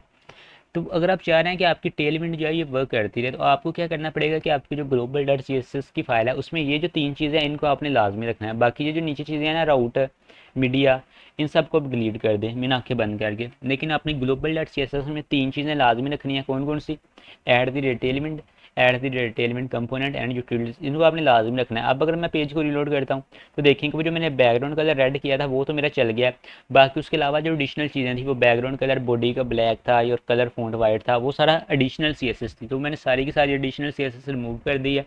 तो अब सिर्फ वही चल रही है जो मेरी टेलमेंट की क्लास है, और वो मैंने किस पे लगाई है, सिर्फ अपने कॉन्टैक्ट के पेज पे इधर लगाई है बीजी रेड। तो अगर मैं इसके अलावा अगर होम पेज पे चलता हूँ तो उधर कुछ भी नहीं आ रहा होगा, मीन के बाय डिफ़ॉल्ट मेरी जो ऐप है वो मेरी वो चलने लग गई है। क्यों? क्योंकि वो जो बैकग्राउंड ब्लैक वगैरह था सारा कुछ मैंने रिमूव कर दिया, जितनी भी एडिशनल CSS थी मैंने सारी रिमूव कर दी है। अब इधर हम मैनुअली CSS भी कर सकते हैं, अपनी टेलमेंट का यूज़ कर सकते हैं, तो हम लोग दोनों के साथ ही काम करेंगे। मैनुअली भी अभी मैं आपको लगा के दिखाता हूँ मैनुअली कैसे लगानी है, देन उसके बाद जो टेल विंड है उसको भी इम्प्लीमेंट करके दिखाता हूँ वो कैसे करनी है। तो उससे पहले मैं चलता हूँ अपने हेडर के कंपोनेंट में, लाइक सारे कोड को बंद करता हूँ एंड हेडर की कंपोनेंट में। अब जैसे कि हमने ये हेडर बनाया था, हेडर जो ऊपर हर पेज पे डिस्प्ले हो रहा है, मैंने दिखाया अपलोड के पेज पे भी आ रहा है। देन उसके बाद मेरा जो है लाइक जितने भी मेरे पेजेस हैं हर पेज पे मेरा ये जो हेडर है ये आ रहा है। अब मैं क्या करूँगा कि बाय डिफ़ॉल्ट ये ऐसा, लेकिन मैं पेज को जूम कर रहा हूँ ताकि आपको थोड़ा क्लियरली नज़र आए। तो अब मेरा पैस मैं क्या करना है कि ये जो हेडर है इसको मैंने एक नैव बार इसका बनाना है, या तो इधर मैं कस्टम CSS का ही लिख सकता हूँ सारी की सारी, लाइक क्लासेस आईडी का यूज़ करके, या मैंने टेल विंड को इंपोर्ट किया तो मैं टेल विंड का ही यूज़ करूँगा। तो मैं इधर एक वेबसाइट पे चला जाता हूँ, Tailwind blogs, like Tailwind blog इस वेबसाइट पे चला जाता हूँ और इधर से कोई पिकअप कर देता हूँ, मैं कोई अच्छा सा नैप बार जाए वो पिक कर देता हूँ। अगर आपने बूटस्ट्रैप का यूज़ किया तो आप बूटस्ट्रैप का कोड कॉपी पेस्ट कर सकते हैं। इसके अलावा अगर आपने इसके अलावा किसी और का यूज़ किया, लाइक कोई और फ्रेमवर्क यूज़ किया हुआ है तो आप उसको भी यूज़ कर सकते हैं। तो मैं ये अपने टेल ब्लॉग्स पे आ गया हूँ, इधर से मैं चलता हूँ हेडर्स पर लाइक दिस। तो ये मेरे पास कुछ हेडर्स आ गए हैं, लाइक एक ये वाला आ गया, ये वाला, तो ये अच्छा लग रहा है, ये वाला अच्छा लग रहा है। तो मैं इस वाले को लेना है, तो इसका जो कलर है मैं वो कुछ स्क्रीन का रख लेता हूँ, और ये ग्रीन रख, चलिए ग्रीन रखते हैं। तो ये मेरा आ गया मेरा हेडर। इसके बाद इसके व्यू कोड पे जाके इसका कॉपी टू क्लिपबोर्ड, ये सारा कोड कॉपी करता हूँ और अपने हेडर के कंपोनेंट में आके वो सारे का सारा कोड इधर पेस्ट कर देता हूँ कुछ ऐसे। तो उसके बाद इसमें एक और चीज़ करनी है कि ये क्लास है तो हमारे पास क्लास नेम होती है, चाहे आप रिएक्ट के साथ काम कर रहे हैं या नेक्स्ट के साथ, अब क्लास नहीं बल्कि क्लास नेम है। तो ये जितनी भी क्लासेज हैं उन्हें मैं रिप्लेस कर देता हूँ क्लास नेम के साथ। तो इसके लिए मैं सिंपल कंट्रोल F करता हूँ, क्लास इक्वल टू, और इसको रिप्लेस कर देता हूँ class name equal to this. Like इनको सबको रिप्लेस किसके साथ, क्लास को किसके साथ रिप्लेस कर देना, क्लास नेम के साथ। तो चेकआउट की मेरी जितनी भी क्लासेस थी उन सबको मैंने क्लास नेम के साथ, ओ शिट ये क्या कर दिया, एक minute just, class equal to, और इन सबको मैं रिप्लेस कर देता हूँ किसके साथ, क्लास नेम के साथ, लाइक दिस। इसके साथ रिप्लेस करके रिप्लेस आल। तो चेक दिस के मेरी जितनी भी क्लासेस थी वो सारे के सबको मैंने किसके साथ रिप्लेस कर दिया, क्लास को क्लास नेम के साथ रिप्लेस कर दिया। तो ये मेरे पास क्या बन गया, मेरा जो हेडर है वो आ गया। अब अगर इधर मैं अपने पेज पे आता हूँ तो चेक दिस के मेरा जो हेडर आ चुका है, लेकिन मैंने जूम किया हुआ है तो ऐसा दिख रहा है, तो मैं इसे ओरिजिनल फॉर्म में लिखता हूँ। तो चेक दिस, ये मेरी ओरिजिनल साइट है और मेरा ये जो हेडर है first link second link mean जैसा ये सेम इधर बना है, ये देखो सेम यही जो है ये मेरे पास आ चुका है। क्या? मेरा जो हेडर है जो आ चुका है, जिस वो है कैसे आया, मैंने कस्टम CSS नहीं लिखी बल्कि हमने टेलविंड को ही इंपोर्ट किया हुआ है। तो ये एक अच्छी चीज़ है टेलविंड वेबसाइट। अब इसमें नेक्स्ट चीज़ हम लोग सबसे पहले बात करेंगे पेज शिफ्टिंग और राउटिंग की। तो अब मैंने इधर अभी के लिए तो मैंने अबाउट का पेज भी बनाया, कॉन्टैक्ट का पेज भी बनाया, लेकिन मैं वो URL चेंज कर रहा हूँ। लाइक इधर मैं लिख रहा हूँ /about, तो अबाउट के पेज पे जा रहा हूँ। तो देखो अबाउट के पेज पे भी आया हूँ, ये अबाउट पेज आ गया, लेकिन ब्लॉक मीन के मेरा जो हेडर है वही रह रहा है, क्योंकि वो जो हेडर के कंपोनेंट है वो हमने हर पेज पे ही इंपोर्ट करवाया है। तो अब आप इधर लिंक ऐड कर देते हैं, मैंने ये जो लिखा है ना फर्स्ट सेकंड थर्ड लिंक, इसकी जगह हम लोग क्या करते हैं कि अपना एक कस्टम जो है पेजेस के लिंक देते हैं, होम का, अबाउट का एंड कंटेक्टर्स का। तो इसलिए सिंपल मैं अपने हेडर में चलता हूँ। तो ये मेरे पास हेडर है, तो इसमें ये मेरे पास आ रहे हैं, तो इसमें मैं 4 को रिमूव कर देता हूँ और इसके फर्स्ट की जगह कर देता हूँ होम लिंक, होम। देन उसके बाद सेकंड की जगह आ जाएगा जी अबाउट, एंड थर्ड की जगह हमारे पास हमारा आ जाएगा जी कॉन्टैक्ट का पेज, लाइक दिस, कॉन्टैक्ट, ये चीज़ आ गई, ये तीनों आ गए मेरे पास। अब इसमें क्या करना है कि मुझे लिंक पास करवाना है, तो एक और चीज़ याद रखते हैं कि जैसे रिएक्ट JS में जब हम लोग लिंक पास करवाते हैं ऐसे, तो वो रिएक्ट राउटर डो में से हम लोग इंपोर्ट करते थे लिंक को, इधर भी हमें लिंक को इंपोर्ट करना पड़ेगा क्योंकि एंकर जो है वो सपोर्ट नहीं करते, तो उसके लिए हमें क्या करना पड़ेगा, एक इंपोर्ट करना पड़ेगा लिंक को। लेकिन वो रिएक्ट राउटर डोम से नहीं करना, वो डायरेक्ट हमने नेक्स्ट से ही कर देना है। तो आपने पेज के टॉप पे आए, लाइक ये जो फंक्शन है इससे पहले आप लिखें इम्पोर्ट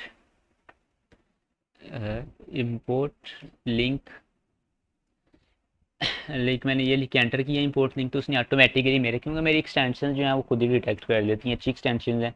तो अगर आप मेरी एक्सटेंशन देखें तो मैंने इधर कुछ मल्टीपल एक्सटेंशन जो है वो डाउनलोड किया है। मैं आपको ये भी दिखाती हूँ कि ये कैसे ऑटोमेटिकली कर देती हैं।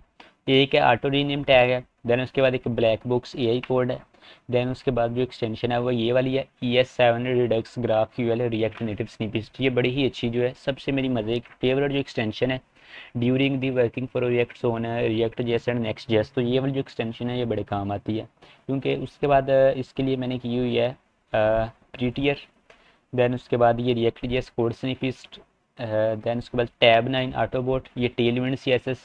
देन उसके बाद हाँ ये कुछ जो मैंने एक्सटेंशन जिनके नाम लिए हैं वो वाली एक्सटेंशन मैंने की हैं रिजेक्ट के लिए। तो आप भी अगर ये वाली एक्सटेंशन कर लेते हैं तो ये खुद ही आपका भी ऑटोमेटिकली हर चीज़ जो डिटेक्ट करने लग जाएगी। तो ये लिंक को मैंने इंपोर्ट कर लिया। अब सिंपल क्या करना है कि जहाँ जहाँ पे एंकर यूज़ किया, एंकर की जगह हमने किसको रिप्लेस कर देना, लिंक को। तो ये मेरे पास हमारे एंकर यूज़ हुए हैं, तो एंकर्स की जगह मैं इधर मल्टीपल कर्सर्स लेता हूँ, लाइक कुछ ऐसे। तो ये मैंने 3 मल्टीपल, और इधर मैं एंकर को रिप्लेस कर देता हूँ लिंक के साथ। तो इधर लिंक चेंज किया तो ये देखो कि इनके जो क्लोजिंग टैग है उधर ऑटोमेटिकली LI सिर्फ लिखा गया है। तो इधर मुझे लिंक ऐड करने हैं, तो इधर भी मैं मल्टीपल कर्सर लेके इधर LI के इधर भी मैंने इनके क्लोजिंग टैग में जो लिंक ऐड कर दिया, तो ये मेरा लिंक लग चुका है। अब इतना काम इधर हो गया। अब जो नेक्स्ट चीज़ है वो ये है कि इसमें हम जब रिएक्ट में लिंक ऐड करते थे रिएक्ट रूटर का, तो हम लोग href की जगह 2 ऐड करते थे। लेकिन जब हमने नेक्स्ट जेएस के अंदर लिंक्स को इंपोर्ट करना है तो इधर हमने जो लिंक पास करवाना है उसके लिए हमने href को ही ऐड करना है। तो इधर मैं फिर से 3 कर्सर ले रहा हूँ कुछ इस तरह से, और इनमें मैं पास करा रहा हूँ href इक्वल टू। अब इस href के अंदर हम लोग क्या करेंगे कि अपना जो भी पाथ वगैरह होगा सारा कुछ डिक्लेयर करेंगे। तो सबसे पहले आता है ये चीज़, तो इसके लिए मैं कर देता हूँ स्लैश, बल्कि ब्रैकेट्स की बजाय मैं डबल कोट्स ऐड करता हूँ और इधर कर देता हूँ स्लैश। तो ये स्लैश का मीन होगा कि मेरा जो होम पेज है, मीन के जो लोकल होस्ट होम पेज है वो हमारे पास स्लैश है। उसके बाद जो दूसरा पेज है ये अबाउट के लिए है, तो इसके लिए मैं लिखूंगा सिंपल स्लैश अबाउट, क्योंकि जो हमारे फोल्डर का नाम होगा, मीन के अबाउट है ना फोल्डर का नाम, तो जो लिंक है वो भी अबाउट ही बनेगा। तो एक चीज़ याद रखिए कि अपने फोल्डर के नाम लोअर केस में रखने हैं। अब ये जो अबाउट है इसको मैंने सारे स्मॉल केस में किया है। आपने ये नहीं करना कि अबाउट का एक कैपिटल कर दे और बाकी स्मॉल, ऐसा नहीं करना, सारे स्मॉल केस में रखने हैं। जो कंपोनेंट्स होंगे उनका जो पहला वर्ड है लाइक हेडर है, इसका जो पहला वर्ड है ये कैपिटल रखना है, लेकिन जो पेजेस होंगे वो सारे लोअर केस में। और उसके बाद जो तीसरा href है इसके अंदर मेरे पास सिंपल मेरा क्या रूट बन रहा है स्लैश, तो कॉन्टैक्ट का नाम है हमारे फोल्डर का, तो इधर मैं सिंपल लिख देता हूँ CONTACT कॉन्टैक्ट। तो ये कॉन्टैक्ट कर दिया। अब अगर इधर हम लोग आते हैं तो ये लिंकिंग का काम हमारे पास हो गया सिंपल। ये लिंक को इंपोर्ट किया, ये import link from next link, then उसके बाद हमने लिंक को यूज़ किया है एक ही जगह, और उसके बाद जो href के अंदर हमने क्या कर दिया सिंपल लिंक्स में पास करवा दिए। मैंने कोई रिएक्ट रूटर डोम का यूज़ नहीं किया, ना कोई मैनुअली रूटिंग पास करवाई है जैसे उधर करवाते हैं ब्राउज़र रूटर्स, देन उनमें राउट्स के अंदर राउट को कंपोनेंट्स को, मीन वैसे वो मैनुअली काम करते हैं। काम वो इतना मुश्किल तो नहीं, लेकिन रिएक्ट जेएस में जो करते हैं, लेकिन ये उससे भी ज़्यादा ईजी है और उन्होंने हमें बिल्ट इन राउटिंग दी है। साइड पे आता हूँ तो ये मेरे पास क्या हो चुका है कि मेरी लिंकिंग हो चुकी है। अब अगर मैं अबाउट पे क्लिक करता हूँ तो चेक दिस, मैं अबाउट के पेज पे आ चुका हूँ। एंड अगर कॉन्टैक्ट पे क्लिक करता हूँ तो कॉन्टैक्ट के पेज पे आ चुका हूँ। तो कॉन्टैक्ट के पेज पे आया तो बैकग्राउंड कलर रेड लिखा आ रहा है, क्योंकि मैंने कॉन्टैक्ट के अगर फोल्डर में जाऊँ पेज डॉट TSX, तो मैंने क्लास ऐड किया BGRED-600। तो ये टेलविंड CSS की क्लास है, तो अगर आपको टेलविंड के बारे में नहीं पता तो आप इसके डॉक्यूमेंटेशन पढ़ सकते हैं। तो मीन के ये मेरे पेज है, और ये रूटिंग ये सिंगल पेज भी बनी है। लाइक ये देखो मैं होम पे जा रहा हूँ, अबाउट पे जा रहा हूँ, जिस मर्जी पेज पे जा रहा हूँ, मेरी वेबसाइट रीलोड नहीं हो रही, सिर्फ कंटेंट चेंज हो रहा है। मीन के जिसे हम लोग सिंगल पेज एप्लीकेशन कहते हैं वो हमारे पास क्रिएट हुई है विदाउट पेज रीलोडिंग, एक पेज से दूसरे पेज पे जा रही है। ये बड़ी मज़े की चीज़ है। तो ये हमने क्या कर लिया, अपना लिंकिंग का काम जो है वो भी सारे का सारा कंप्लीट कर लिया है।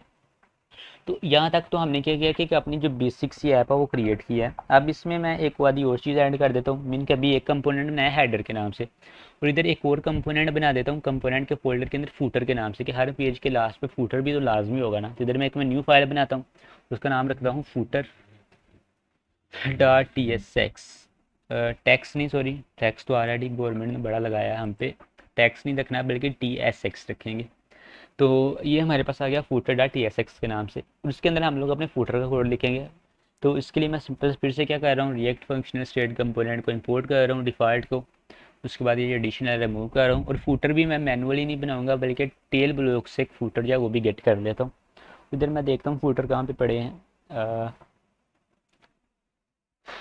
Blog contact content CTA ecommerce features footer. तो ये मेरे पास कुछ फूटर्स आ गए हैं। लेकिन मैं ये सिंपल सा ले रहा हूँ अभी के लिए, लाइक दिस ये जो है बड़ा सा नहीं ले रहा। इसका व्यू कोड किया, कॉपी टू क्लिपबोर्ड करता हूँ और अपना जो फूटर का कोड इधर पेस्ट करता हूँ, और जो क्लास है क्लास को किसके साथ चेंज कर देता हूँ, मैंने कहा जितनी भी क्लासेज हैं उनको रिप्लेस कर देता हूँ क्लास नेम के साथ। तो ये क्लास नेम और रिप्लेस आल, तो मेरा जो है क्लासेज जो है रिप्लेस हो चुकी हैं क्लास नेम के साथ। अब अगर इधर आके पेज को रिलोड करता हूँ तो फूटर अभी के लिए तो कहीं पे भी नहीं आएगा, तो अब मुझे हर पेज के नीचे फूटर को इंपोर्ट करना पड़ेगा। तो सबसे पहले मैं अपने मेन पेज पे चलता हूँ, और ये मेरा हेडर का कंपोनेंट है, ये मेरा सारा कंटेंट आएगा, और कंटेंट के लास्ट पे मैं क्या करूँगा कि अपने फूटर को भी कर दूँगा। तो उसके लिए मैं ये काम करता हूँ कि, बल्कि मैं एक और काम ना करूँ कि, बल्कि नहीं खैर है ऐसे ही करता हूँ, और इधर कर देता हूँ फूटर को इंपोर्ट कर देता हूँ फूटर वाले को। मैं जैसे ही फूटर लिखूंगा तो ये देखिए इसने मेरे ने ऑटोमेटिकली ये डिटेक्ट कर दिया, एंटर करूँगा तो ये फूटर जो है ये लिंक भी हो चुका है, और ऊपर ये ऑटोमेटिकली इंपोर्ट भी हो चुका है। तो ये मेरे वी एस कोड का कमाल है, मेरी एक्सटेंशंस का कमाल है, जो मैंने नहीं डेवलप की है लेकिन मैंने अपने वी एस कोड में डाउनलोड की हैं, और आप भी कर सकते हैं ये सारा कुछ। देन उसके बाद मैं अपनी दूसरी फाइल्स में आता हूँ, फॉर एग्जांपल अबाउट वाले पेज में, और अबाउट वाले पेज में भी फूटर को इंपोर्ट करना है। तो ये मेरे पास आ गया हेडर का कोड। उसके बाद सिंपल इधर मैं कर देता हूँ फूटर टाइप करता हूँ। जैसे ही फूटर टाइप करूँगा ये देखिए इसने फिर से रिकमेंड कर दिया, फिर से एंटर किया, तो मेरा ये जो फूटर है ये इंपोर्ट भी हो चुका है और इधर ऐड भी हो चुका है। सेम उसी तरह से कॉन्टैक्ट का पेज, और उधर भी वही खापा कि मैं सेम वही फूटर को इंपोर्ट करना पड़ेगा मैनुअली। इसका एक और सोल्यूशन भी वैसे मेरे पास है, ट्राई करते हैं। लाइक मुझे एक सोल्यूशन में भी वो वर्क करे या मे भी ना करे, लेकिन इस तरह फिर हमें मैनुअली हर पेज पे आके हेडर फूटर नहीं करना पड़ेगा। तो मैं वो ट्राई करता हूँ, इसके बाद मे बी वो अगर वो वर्क करता है तो फिर आपको मैनुअली हर पेज पे अबाउट के कॉन्टैक्ट के पेज पे जैसे भी हम लोग मैनुअली कर रहे हैं ना, ऐसा नहीं करना पड़ेगा। सिर्फ एक दफ़ा हेडर फूटर इंपोर्ट कर दो, फिर आप जितनी मर्जी पेज बनाओ हर पेज पे ऑटोमेटिकली आएगा। तो उस चीज़ को भी देखते हैं अभी।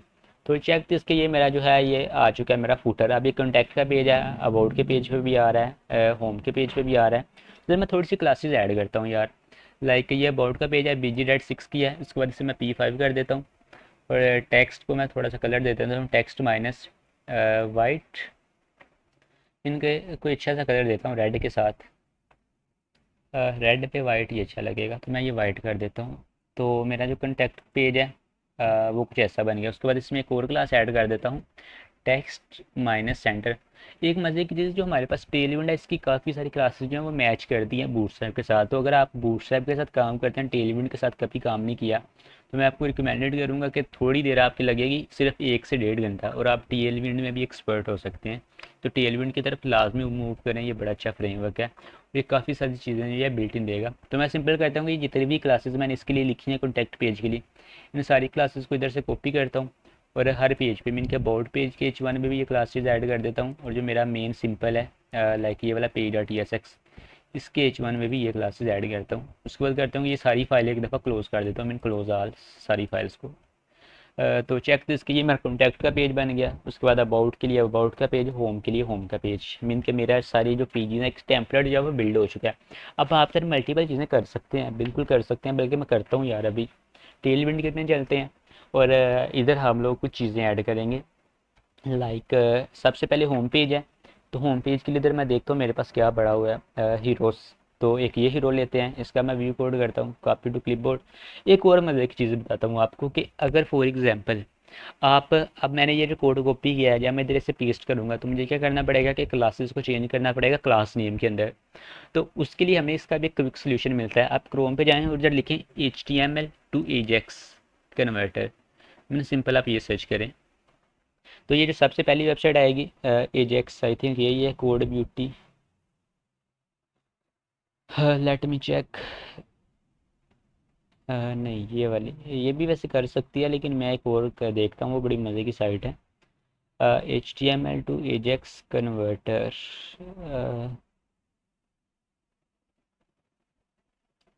HTML टू एजेक्स, सिर्फ ये सर्च करता हूँ तो ऑनलाइन,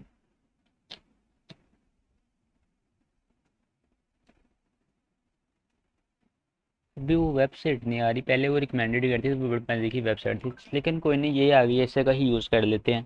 तो इसमें हम लोग क्या करते हैं कि इसमें HTML को एजेक्स में कन्वर्ट कर सकते हैं। लैंग्वेज हम लोग इधर करते हैं, अह, यार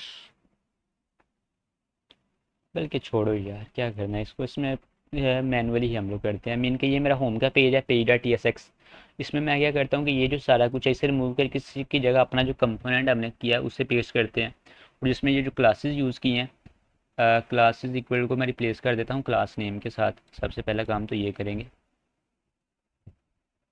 हो जा सिलेक्ट यार, कंट्रोल एफ, और उनको रिप्लेस कर दिया क्लास नेम के साथ। ये काम ये करना है। दूसरा अब इसमें कुछ एरर है कि ये जो बी आर के टैग है, मीन कि जिनका कोई भी क्लोजिंग टैग नहीं होता उसके लास्ट पे हमें एक स्लैश ऐड करनी पड़ती है। लाइक ये बी आर टैग ख़त्म हो रहा है तो ये मुझे कैसे स्लैश ऐड करनी पड़ेगी। उसके अलावा जो इमेज का टैग है इसमें भी मुझे एक स्लैश ऐड करनी पड़ेगी। वैसे इमेज के लिए हम लोग ये इमेज का टैग यूज़ नहीं करते, इसके लिए भी हमें इन्होंने एक इमेज का टैग दिया होता है। लाइक नेक्स्ट जेएस ने एक इमेज ऑप्टिमाइजेशन के लिए एक इमेज का टैग दिया है और हम लोग उसी का यूज़ करेंगे। पर अभी के लिए नहीं, अभी के लिए मेरा इमेज का टैग हो गया। अब अगर इधर आके पेज को रीलोड करते हैं तो ये चेक जिसके ये मेरा होम पेज क्रिएट हो चुका है। मैंने लोकल होस्ट 3000 पे ये हेडर, ये नीचे फूटर, और ये जो मैंने हीरो पेज ऐड किया वो ऐड हो चुका है। अब इसके अलावा कुछ और भी ऐड कर लेते हूँ।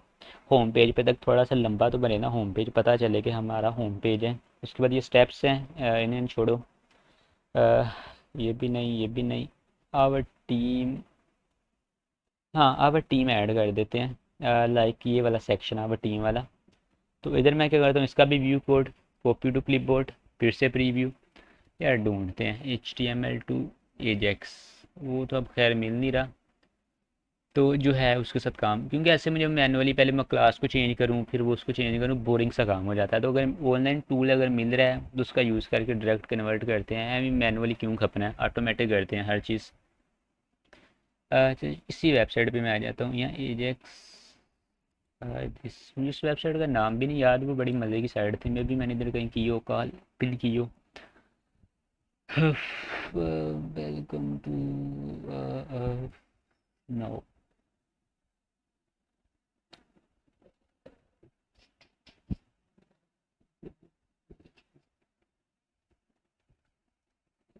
अगर की भी हो तो अभी वो नज़र नहीं आनी वैसे भी, तो चलें छोड़ें।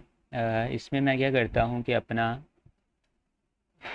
HTML का कोड जो है पेस्ट करता हूँ। मैंने कि सारा HTML का, इसमें कन्वर्ट कैसे करना है मुझे ये नहीं पता चल रहा। लैंग्वेज हमारे पास इधर HTML नहीं है कहीं पे। CEF HTML HTML to ajax, बल्कि इधर न्यू पे क्लिक करता हूँ अगर मैं, तो मैंने पेस्ट कर दिया डाटा। अब इसको इधर कन्वर्ट का कोई ऑप्शन वगैरह हो इधर तो।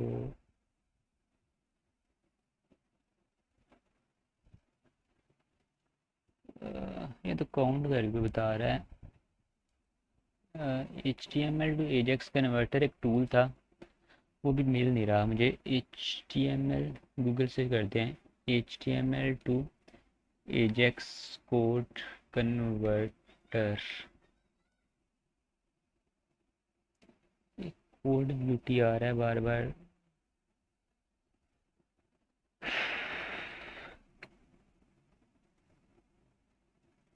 मज़े की बात है, पहले कुछ दिन पहले वो जो टूल है वो फर्स्ट पेज पे था। मीन फर्स्ट पे रैंक कर रहा था। अभी वो पता नहीं बेचारा कहाँ चला गया है, लेकिन मुझे लगता है फिर मैनुअली ही मुझे करना पड़ेगा। तो कोई नहीं, चले मैंने copy team our code copy कर लिया है। सेम इधर अपने पेज में आता हूँ। ये सेक्शन के बाद ये जो फूटर है, इसके बाद इधर वो जो कोड है वो पेस्ट कर देना कुछ ऐसे। और उसमें भी सेम यही चेंज करूँगा कि जो क्लासेस हैं उनको रिप्लेस कर दूंगा क्लास नेम के साथ। Control F, classes equal to class name, replace all, classes को रिप्लेस कर दिया। उसके बाद जो नेक्स्ट काम रह गया छोटा सा, एरर क्यों नहीं गायब हो रहे, हो तो गए हैं change, CLASS name equal to, अच्छा हो गए। अब उसके बाद छोटे मोटे एरर्स रह गए हैं, लाइक ये जो इमेज है इसका क्लोजिंग टैग ऐड करना पड़ेगा मुझे। ये इमेज है, इसका क्लोजिंग टैग कुछ ऐसे ऐड कर दो। उसके बाद मैनुअली मैं इधर सारे के सब के चेंज करके टैग मैं फिर ही आपको मिलता हूँ, आपका टाइम वेस्ट नहीं करवाता। कुछ ऐसे ऐसे, then this one, also for this one, and for this one also, for this one। तो आई होप सो मेरे ख्याल से सारे जो कवर्स हैं हो चुके हैं। अब अगर इधर हम लोग अपनी वेबसाइट पे आते हैं, like local host 3000, error reload done, तो ये मेरा होम पेज आ गया जिसमें मेरी आवर टीम भी आ चुकी है। मेरा एक हीरो सेक्शन आ चुका है, उसके बाद नीचे मेरा हेडर फुटर सारा कुछ आ चुका है। बाद में आप इसे कस्टमाइज़ करें अपने हिसाब से जैसे करना है, लेकिन अभी के लिए मैं टेलविंड का यूज़ कर रहा हूँ। अभी नेक्स्ट चलते हैं अबाउट पेज पे। लेकिन मैंने अबाउट से जाने से पहले, अबाउट में डाटा इंसर्ट करवाने से पहले, मैं इधर फिर से टेलविंड में जाता हूँ और इधर से अबाउट के लिए एक सेक्शन लूँगा, सिर्फ ज़्यादा नहीं। तो उसके लिए भी मैं इधर से कोई अबाउट का अच्छा सा सेक्शन जो है वो फाइंड कर लेता हूँ। फॉर एग्ज़ाम्पल अबाउट, अबाउट के लिए मैं चलता हूँ जी। यार इन्होंने कुछ दिया ही नहीं हुआ। अ, कोई वो सेक्शन लेते हैं जिसमें कम इमेजेस हों, क्योंकि फिर वो मुझे मैनुअली हर पेज पे मुझे चेंज करनी पड़ेगी। तो अबाउट के लिए ऐसा करता हूँ, ये सेक्शन ले लेता हूँ। ये प्राइसिंग का है पेज अबाउट का, लेकिन जो हम लोग लेंगे वो किसका लेंगे, सेक्शन। आप ये चीज़ें भी ऐड कर सकते हैं अपनी मर्ज़ी से, इनका कोई टेंशन वाली बात ही नहीं है। टेस्टोमिनल्स, बल्कि बल्कि ये ऐड कर देते हैं टेस्टोमिनल। है अबाउट का पेज, लेकिन ऐड हम लोग ये करेंगे क्यों, क्योंकि हमारा कोड हमारी मर्ज़ी, हम जैसे मर्ज़ी करें, हमें किसी ने कौन सा कुछ कहना है। इसलिए मैं अपने अबाउट के पेज में आके page dot T S x में आता हूँ, ये रिमूव करके इसकी जगह जो कस्टम कोड अभी कॉपी किया उसे पेस्ट कर देता हूँ। फिर से क्लासेस को चेंज कर देता हूँ क्लास नेम के साथ, control F, classes replace with class name. Then जो इमेजेस के टैग जहाँ जहाँ पे यूज़ है वहाँ पे एक क्लोजिंग टैग जो है वो इंसर्ट कर देता हूँ, like this one for image. इस पर एक टैग लग जाएगा लाइक स्लैश। बाकी अगर मैं ना भी ना करूँ तो ये फिर भी मुझे आउटपुट देगा, लेकिन वो अच्छा एक अच्छी क्या कोडिंग प्रैक्टिस नहीं है, तो इस वजह से मैंने कर रहा हूँ हर पेज के लिए। तो ये मेरा अबाउट पेज रेडी हो चुका है। इसे वेट करते हैं, रीलोड होता है, रीलोड हो रहा है। तो चेक दिस के मेरा अबाउट पेज है, ये भी रेडी है। अब लास्ट पे आ गया कॉन्टैक्ट का पेज। तो कॉन्टैक्ट का पेज भी मैं रेडी करूँगा, जिसके लिए मैं कुछ भी नहीं करूँगा। इधर से कॉन्टैक्ट का जो कंपोनेंट है, इधर उन्होंने काफ़ी ज़्यादा दिए हैं, मैं वो कॉपी पेस्ट कर लेता हूँ। लाइक ब्लॉग्स कॉन्टैक्ट, ये चीज़ तो ये कर देते हैं, ये अच्छा लग रहा है। तो मैं इसके लिए भी view code copy to clipboard, contact वाले पेज में चलता हूँ। इस वाले कोड को बंद करके ये कॉन्टैक्ट में मेरा पेज है टी एस एक्स, इधर चलता हूँ, पेज को थोड़ा सा जूम आउट करता हूँ ताकि हर चीज़ क्लियरली नज़र भी तो आए ना, लाइक दिस। और इसमें ये जो सारे का सारा कोड है अपना पेस्ट कर देता हूँ ऐसे। और इसमें जो क्लासेस इक्वल टू है उनको रिप्लेस कर देता हूँ क्लास नेम के साथ, लाइक दिस। तो आई थिंक मेरा काम जो है वो हो चुका है। बाकी इधर कोई एरर्स वगैरह भी छोटे छोटे आ रहे हैं। अभी आ रहा है इनपुट है, इनपुट का भी कोई क्लोजिंग टैग नहीं होता, तो मुझे इनपुट के लिए भी एक लास्ट पे ऐड करना पड़ेगा। एक तो इनके कोड बड़े बड़े लंबे हैं। हाँ, इनपुट के लिए भी एक लास्ट पे ऐड कर दिया इनपुट फील्ड के लिए। उसके बाद ये जो ऊपर, उसके बाद ये जो फार है इसके लिए भी हमारे पास होता है एच टी एम एल फार का आई थिंक ऑप्शन होता है, एच टी एम एल फार। क्योंकि सिंपल जो फोर है वो इसमें होता नहीं है। ये जो हमारे पास क्या चीज़ है यार, जे एस जावास्क्रिप्ट में सिंपल जो फॉर का एलिमेंट है वो सपोर्ट नहीं करता, हमें H T M L for Java implement करना पड़ता है। तो ये छोटे छोटे एरर्स हैं, इनकी कोई टेंशन नहीं लेनी, बाद में कर लेंगे खुद ही। एरर्स उधर डिस्प्ले हो रहे हैं, खैर है। इधर आके देखते हैं कि पेज कॉन्टैक्ट का वो बना है या नहीं, क्योंकि वो इन छोटे मोटे एरर्स को नहीं यार वो नहीं मान रहा, वो कह रहा है पहले करो। तो मुझे चले मैं इधर भी कर लेता हूँ change, H T M L for, H T M L for. तो उसके लिए ये जो फॉर है ये डिलीट करता हूँ, और सेम यही कॉपी करता हूँ इसके लिए भी, लेकिन ये अभी भी डिस्प्ले आ रहा है। ओके, तो मैंने जो सारे एलिमेंट्स हैं उन्हें रिमूव कर दिए। अब मेरा जो कॉन्टैक्टस का पेज है वो सही वर्क करने लग गया। लाइक मैंने क्लासेस को शिफ्ट कर दिया क्लास नेम में। देन इसके अलावा बाकी जो इमेजेस के क्लोजिंग टैग नहीं थे, मैंने सारा कुछ काम जो है वो अपना पूरा कर दिया। तो मसला ये बना है यार कि मैं बात कर रहा था, मैंने ये सारा लाइव किया है, लेकिन बाद में मुझे पता चला कि मेरा जो रिकॉर्डर है उसकी मौत पड़ी हुई है, वो बंद हो गया था। तो इस वजह से वो अंदर से वो जो बाकी पार्ट्स हैं चेंजिंग के, वो जो है वो रिकॉर्ड नहीं हो पाए। तो चलिए कोई नहीं, कोई इशू वाली बात नहीं। वो जिस छोटी सी चीज़ें थी मैंने कि जैसे ये बी आर का टैग है, इसका क्लोजिंग टैग ऐड कर दिया, क्लास का क्लास नेम में शिफ्ट कर दिया, मैंने ये छोटे मोटे काम किए हैं। तो देन इसके बाद हमारे पास मेरा जो कॉन्टैक्ट का पेज है वो आ चुका है। अब मेरा कॉन्टैक्ट का पेज भी आ गया, अबाउट का भी आ गया, होम का भी आ चुका है। और ये जो सारे हैं ये वर्क भी सही कर रहे हैं, like without any problem. Shifting page हर चीज़ जो है वो प्रॉपर कर रही है, राउटिंग भी सही हो चुकी है। तो ये हमारे एक बेसिक सा टेम्पलेट जो है वो बिल्ड हो चुका है। अब नेक्स्ट इसमें जो मैं चीज़ इम्प्लीमेंट करने वाला हूँ, जस्ट मैं करने लगा हूँ कि ये देखो कि मैंने जो हेडर फुटर ऐड किया था, ये जो हेडर का कंपोनेंट ऐड किया है, देन हर पेज पे फुटर का कंपोनेंट ऐड किया है, तो ये मैंने किया मैनुअली ऐड, लाइक अबाउट के पेज के लिए भी किया, लाइक कॉन्टैक्ट के पेज में भी किया। उसके बाद ये अबाउट का पेज है, इसमें भी मैंने ये हेडर फुटर के कंपोनेंट्स ऐड किए हैं, लाइक दिस ये वाले। तो मीन कि ये मैंने हर पेज पे मैनुअली किए हैं। उसके बाद मेन ये मेरा पेज है, इस पे भी मुझे मैनुअली करने पड़े हैं। तो इसे कोई करते हैं कि सिर्फ एक दफ़ा अपडेट कर दें, मीन कि एक दफ़ा मैं हेडर फुटर ऐड कर दूँ, फिर जितने भी पेज बनाए उन पे ऑटोमेटिकली आए। फिर मैं ये नहीं कि हर पेज पे ही अपना जो है वो कस्टम उधर पहले हेडर फुटर को इंपोर्ट करूँ देन कोड लिखूँ हर पेज पे, ऐसा कोई अच्छा काम नहीं। उसके लिए आपने सिंपल करना क्या है जी, आपके पास जो page T S x file है इस पर बिल्कुल भी नहीं आना। इस फाइल को मैं थोड़ा सा जूम आउट करता हूँ, कोड थोड़ा ज़्यादा जूम हो चुका है मेरे पास, तो जो मुझे ज़्यादा जूम इफेक्ट है मुझे अच्छा नहीं लगता पर्सनली। तो जस्ट आपके लिए है। बाकी इसमें आपने आना layout dot E S x में। तो ये जो हमारी लेआउट की फ़ाइल है ये हमारी मेन फाइल है, मेन के ये बॉडी का टैग है, ये हर पेज पे आ रहा है। उसके बाद ये जो चिल्ड्रन है इसमें हमारे पेजेस हैं, कॉन्टैक्ट का पेज भी है, अबाउट का पेज भी है, होम का पेज भी है। लाइक जितने भी पेजेस हैं ना वो सारे इस चिल्ड्रन में हमारे पास आ रहे हैं। तो आपने क्या करते हैं कि ये जो हमारी बॉडी है इसमें मैं डायरेक्ट ऐड कर देता हूँ हेडर फुटर को, लाइक मैनुअली हर पेज पे इंप्लीमेंट करने के बजाय इधर ऐड कर दूंगा, क्योंकि ये पेज जो है ये जो सिंटैक्स है लेआउट ये तो हर पेज पे जा रहा है ना। तो अगर ये हर पेज पे जा रहा है तो इसको चाहिए कि जो हेडर फुटर है उन्हें भी जो है वो इम्प्लीमेंट करे। तो एक मैं टेस्टिंग करके देख लेता हूँ, अगर तो काम बन जाता है तो भी ठीक है, अगर नहीं बनेगा तो भी ठीक है। तो मैं सिंपली ये बॉडी के बाद अपना जो हेडर का कंपोनेंट इंपोर्ट करता हूँ, तो मैं इधर सिंपल लिखूंगा हेडर।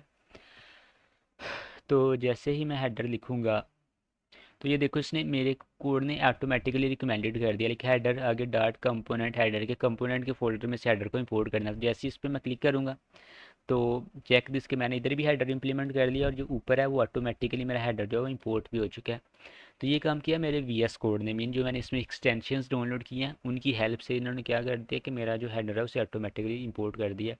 आपने ऐसा नहीं करना, ये ना हो कि आप इधर हेडर ऐड कर दें ऊपर आपने हेडर इंपोर्ट ना किया हो फिर आप कहेंगे कि हेडर वर्क नहीं कर रहा। तो ऐसा नहीं करना, बल्कि इस चीज़ का ध्यान रखना है कि ऊपर जो हेडर है वो भी इंपोर्ट हो, जो पाथ है वो भी सही हो। अगर तो आप मेरे स्टेप फॉलो करेंगे देन पाथ आपका सेम ही रहेगा, लाइक जैसे मैं काम करता आ रहा हूँ इस प्रोजेक्ट में जो मेरा फाइल का स्ट्रक्चर है, अगर आप उसके अकॉर्डिंग वर्क करेंगे देन तो फिर आपका ये जो है ये सेम यही रहेगा जो पाथ मैंने ऐड किया। लेकिन इन द केस अगर आप अपना कर रहे हैं कोई स्ट्रक्चर वगैरह चेंज है तो देन आप अपने हिसाब से जो कंपोनेंट है उसे इंपोर्ट कर लेना है। उसके बाद लास्ट पे इधर चिल्ड्रन में मेरा कंटेंट आएगा हर पेज का, लाइक बॉडी अबाउट का कॉन्टैक्ट का। इसके बाद लास्ट पे इधर मैं क्या करता हूँ कि फूटर को इंपोर्ट कर लेना। तो उसके लिए मैं सिंपल लिखूँगा फूटर, जैसे ही फुटर लिखूंगा ऑटोमेटिकली रिकमेंडेड है एंटर करूँगा, ऑटोमेटिकली ये फुटर इधर भी ऐड हो जाएगा और ऊपर जो है उसने इंपोर्ट भी कर दिया मेरे वी एस कोड ने।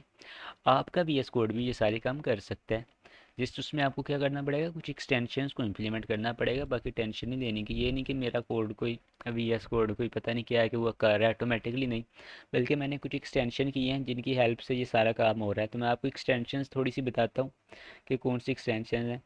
लाइक इशू ये बना, पहले मैंने जो वीडियो रिकॉर्ड कर रहा था ना कॉन्टैक्ट के पेज में उसमें मैंने काफ़ी ज़्यादा चीज़ें इंप्लीमेंट कर दी थी और मैंने आपको काफ़ी ज़्यादा गाइड भी कर दिया था। लेकिन बाद में मुझे पता चला कि मेरा जो रिकॉर्डर है वही ऑन नहीं है, इससे मौत पड़ी हुई है। तो इसलिए अब मैं बार बार रिकॉर्डर भी साथ साथ चेक कर रहा हूँ कि रिकॉर्डर जो है वो बंद तो नहीं।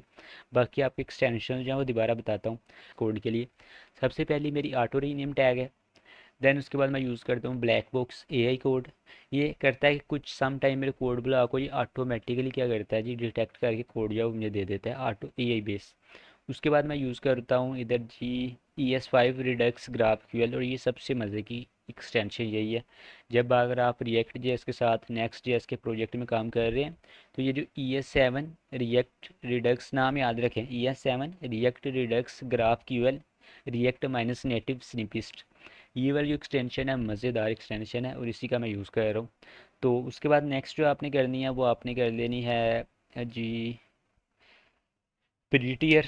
देन उसके बाद ये React J S code snippets. Then उसके बाद ये टैब 9, ये भी बड़े मज़े किया। उसके बाद टेल विंड, अगर आप सी टेल विंड की क्लासेस यूज़ कर रहे हैं तो ये जिस एक्सटेंशन आप कर लें तो आपका जो वी एस कोड है वो भी तकरीबन हर चीज़ है वो ऑटोमेटिकली डिटेक्ट करके जो कोड की आउटपुट है वो आपको देने लग जाएगा विदाउट एनी प्रॉब्लम। तो अब मैंने ये जो हेडर फुटर है ये मैंने इधर ऐड कर दिया है। अब मैं चेक करता हूँ कि जो मैंने कंपोनेंट ऐड किया है मेरे पेज पे भी डिस्प्ले हो रहे हैं या नहीं। तो देखिएगा मैं जैसे ही होम पेज पे आऊँ तो देखो इधर दो पेज डिस्प्ले हो रहे हैं, मीन कि पहला हेडर और एक दूसरा हेडर। इसके बाद नीचे भी मुझे दो हेडर और दो ही फुटर डिस्प्ले हो रहे हैं। तो इट्स मीन कि मेरा जो जुगाड़ है जो लेआउट डॉट एस एक्स में हमने जो हेडर एंड फुटर ऐड किया है वो क्या जी सक्सेसफुली वर्क करने लग गया है। तो इट्स मीन के अब मुझे मैनुअली हर पेज पे तो ज़रूरत नहीं पड़ेगी। तो चलें ये भी जान छुट्टी। मीन के लेआउट में रहने देते हैं। बाकी सबसे पहले ये जो होम पेज है इसमें चलते हैं। और होम पेज पे जो जो मैंने इंपोर्ट किया हुआ फुटर वगैरह इससे करवाते हैं, गोली करवाते हैं। इससे कहते हैं बेटा छुट्टी कर, अब आपकी हमें ज़रूरत नहीं है। क्यों? क्योंकि हमने बिल्ट इन और फास्टेस्ट काम कर लिया कि मैनुअली हर पेज पे हेडर फुटर को इंपोर्ट करने की बजाय डायरेक्ट लेआउट में करवा लिया। तो ऊपर ये जो इंपोर्ट है इनको भी मैं डिलीट कर रहा हूँ। मुझे इनसे कोई भी लेना देना नहीं है, ना मुझे ये चाहिए। सेम उसके बाद अबाउट पे भी यही काम कर लेता हूँ। मेरा ये अबाउट का पेज चल गया, इसमें भी फुटर जो है ये उड़ाता हूँ। देन उसके बाद ये हेडर जो है ये भी उड़ा देता हूँ। उसके बाद ये जो ऊपर इंपोर्ट हैं फुटर हेडर इनको भी करवाता हूँ गोली कि बेटा चलो छुट्टी करो। उसके बाद कंटेक्ट, कंटेक्ट में भी सेम यही काम है। कंटेक्ट में भी पेज है TSX में ये जो चीज़ें हैं ये जाएंगी। उसके बाद लास्ट पे मेरा जो है ये फुटर इसको भी मैं क्या करवाता हूँ गोली करवा देता हूँ। लाइक इसको भी उड़ा दिया। अब अगर मैं अपनी साइट पर आता हूँ तो एक दफ़ा रीलोड करना तो बनता है। Everything is working fine. अब जो नेक्स्ट काम इसमें मैं सबसे पहला तो करता हूँ एक नया पेज बना के देखता हूँ। लाइक कि जो मैंने इधर अबाउट का पेज बनाया, कॉन्टैक्ट का पेज बनाया, होम का पेज बनाया। अब हम लोग एक नया पेज बनाएंगे और उसमें चेक करेंगे सबसे पहले तो क्या ये ऑटोमेटिकली ऐड कर भी रहा है या नहीं। फॉर एग्जांपल कि ये जो हमने हेडर और फुटर अपनी लेआउट में ऐड किया वो हमारे पेजेस में ऑटोमेटिकली ऐड कर रहा है या नहीं। तो उसको बनाने के लिए मैं सिंपल जाऊँगा टेलविंड ब्लॉक्स पे, क्योंकि हमारा एक ही सहारा है टेलविंड ब्लॉक। उसी से हम लोग डाटा गेट करेंगे, कोड लेंगे, कॉपी करेंगे, पेस्ट करेंगे और लाइफ को एंजॉय करेंगे। तो टेलविंड ब्लॉग पे चलते हैं। लेकिन तब सबसे पहले तो मैं क्या करूँगा कि इधर एक ऐप के अंदर एक फ़ोल्डर बनाऊँगा। मेरे पास ऑलरेडी अबाउट का फ़ोल्डर है और कंटेक्ट का फ़ोल्डर है। अब मुझे किधर नया फ़ोल्डर बनाना है मैं जिस पेज के साथ काम करना चाह रहा हूँ। तो नेक्स्ट पेज मैं बनाता हूँ। लाइक अबाउट का बन गया, कॉन्टैक्ट का बन गया। अब मैं इसमें पेज बनाता हूँ जी। वेब कोच का बनाते हैं यार, थोड़ी सी सेल्फ प्रमोशन भी अच्छी होती है। तो चलिए मैं इधर एक न्यू फोल्डर बना रहा हूँ वेब कोच के नाम से। सबसे पहले फ़ोल्डर बनाया और फोल्डर का नाम रखता हूँ वेब कोच।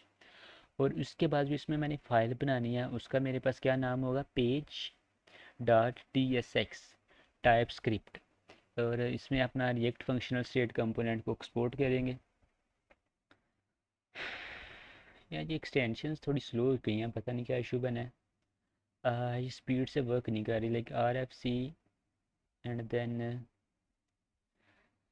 ये डिटेक्ट ही नहीं कर रही भाई, पता नहीं क्या इशू बन गया इन्हें। RFC और शुक्रान चल गई है। तो ये ऊपर से जो इंपोर्ट रिएक्ट है इसे अभी के लिए डिलीट करो। और ये मेरे पास किसका बन गया, वेब कोच का पेज। अब इधर अगर मैं एक हेडिंग ऐड करता हूँ और इधर लिखता हूँ H1 यार लिखा क्या हो गया, वेब कोच। तो लेट्स सी कि हमारा जो वेब कोच का पेज है वो बना या नहीं। सर्वर में तो अभी के लिए ऐसे ही है। अब अगर इधर मैं ऐड के URL ऐड करता हूँ /web coach and check it कि हमारा जो वेब कोच का पेज है वो क्रिएट हुआ है या नहीं हुआ। तो ये सर्वर थोड़ा सा स्लो हो चुका है। आई डोंट नो इसे क्या इशू आ रहा है कि अभी से का सर्वर स्लो होना है। पहले तो कभी ऐसा नहीं कर रहा। आई थिंक वीडियो की वजह से, रिकॉर्डिंग की वजह से जो सर्वर है वो थोड़ा सा स्लो हो गया। चलिए कोई नहीं, खैर है। तो हम स्लो से गुजारा करें। तो देखो कि मेरा जो वेब के का पेज है वो चल चुका है और उसके ऊपर हेडर और फुटर जो है वो दोनों ऑटोमेटिकली आ गए हैं। मैंने मैनुअली इधर ना हेडर का कंपोनेंट एक्सपोर्ट किया ना मैंने किसका किया जी, फुटर का कंपोनेंट एक्सपोर्ट किया। लेकिन ये ऑटोमेटिकली क्या कर रहा है कि हेडर फुटर आ गया, वो हमारी लेआउट की वजह से। अब मैं इधर क्या करता हूँ कि अपने हेडर में जाके इसका लिंक भी ऐड करता हूँ। तो हेडर वाले कंपोनेंट में चलते हैं। Here it is. और इसमें ये है रहा मेरा कॉन्टैक्ट का पेज। इसके नीचे मैं एक हेडर ऐड करता हूँ। लाइक कॉन्टैक्ट लिंक इसको रिप्लेस कर देता हूँ वेब कोच के साथ, वेब कोच। एंड देन उसके बाद मेरा जो href है वो मेरा क्या बन रहा है, वेब कोच बन रहा है, क्योंकि मेरे फोल्डर का नाम वेब कोच है। तो सिंपल वेब कोच लिखा तो ये मेरा जो पेज है वो रेडी हो चुका है वेब कोच के लिए।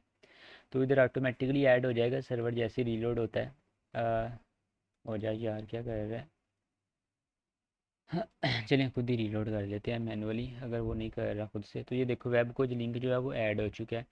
अब अगर कॉन्टैक्ट पे चलूँगा तो कॉन्टैक्ट वाला पेज आएगा। एंड देन उसके बाद अगर मैं अबाउट पे चलूँगा अबाउट वाला पेज आ जाएगा।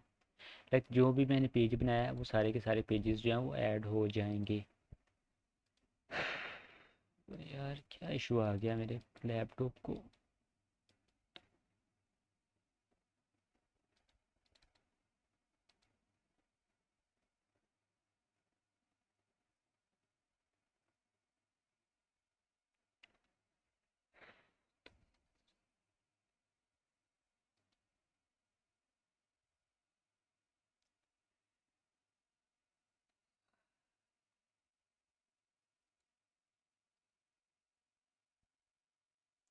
Okay, then home about contact and then web coach.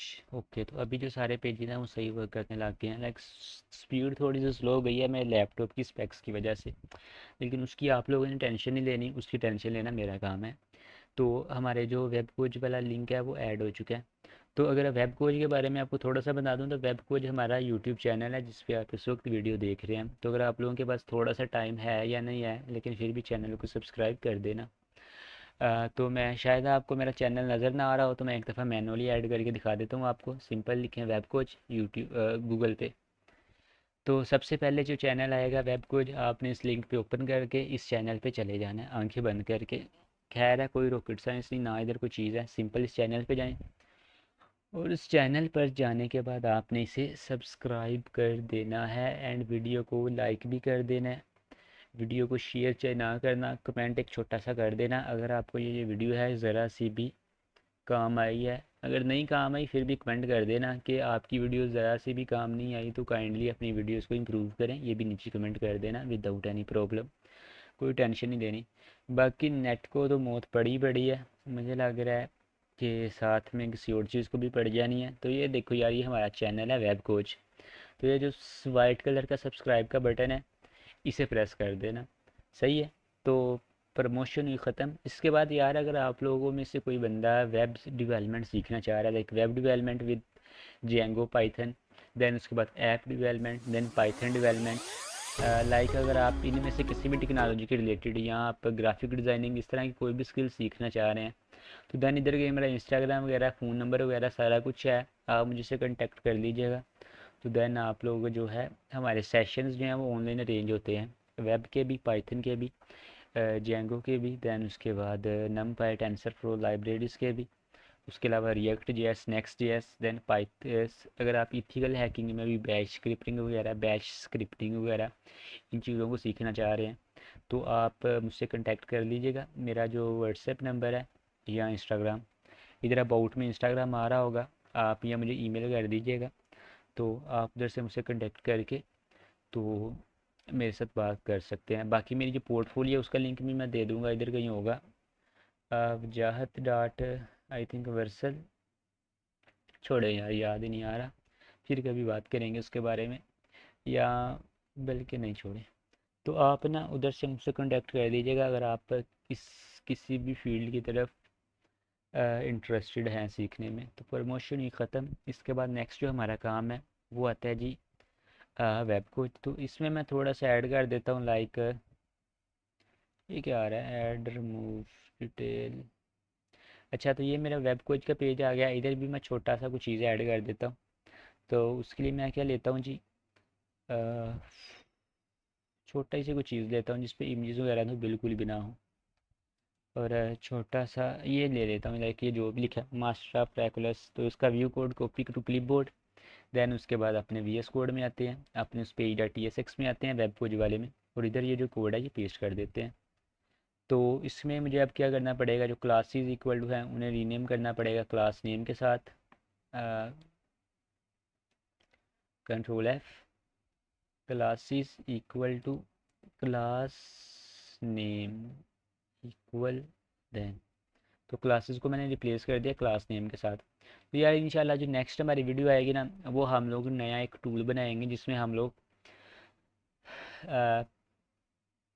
HTML to Ajax converter tool बनाएंगे लाइव और उसे डिप्लॉय भी करेंगे। मैंने ये जो हम लोग मैनुअली काम कर रहे हैं ना, HTML कोड एजेक्स में कन्वर्ट करने के लिए क्लास को क्लास नेम में कन्वर्ट कर रहे हैं, जिन एलिमेंट की क्लोजिंग टैग नहीं तो स्लैश ऐड कर रहे हैं, या जो फॉर का एलिमेंट है उसके लिए HTML4 का कर रहे हैं। मैंने ये जो काम सारा मैनुअली कर रहे हैं, जो जावास्क्रिप्ट जिस कोड को अंडरस्टैंड करती है, हम लोग एक टूल बना देंगे ऑनलाइन, उसे लाइव भी कर देंगे कि आप जो भी प्रोजेक्ट कर रहे हैं, सिंपल आपने उधर अपने HTML पेस्ट करना है, वो ऑटोमेटिकली उस HTML को एजेक्स में कन्वर्ट कर देगी।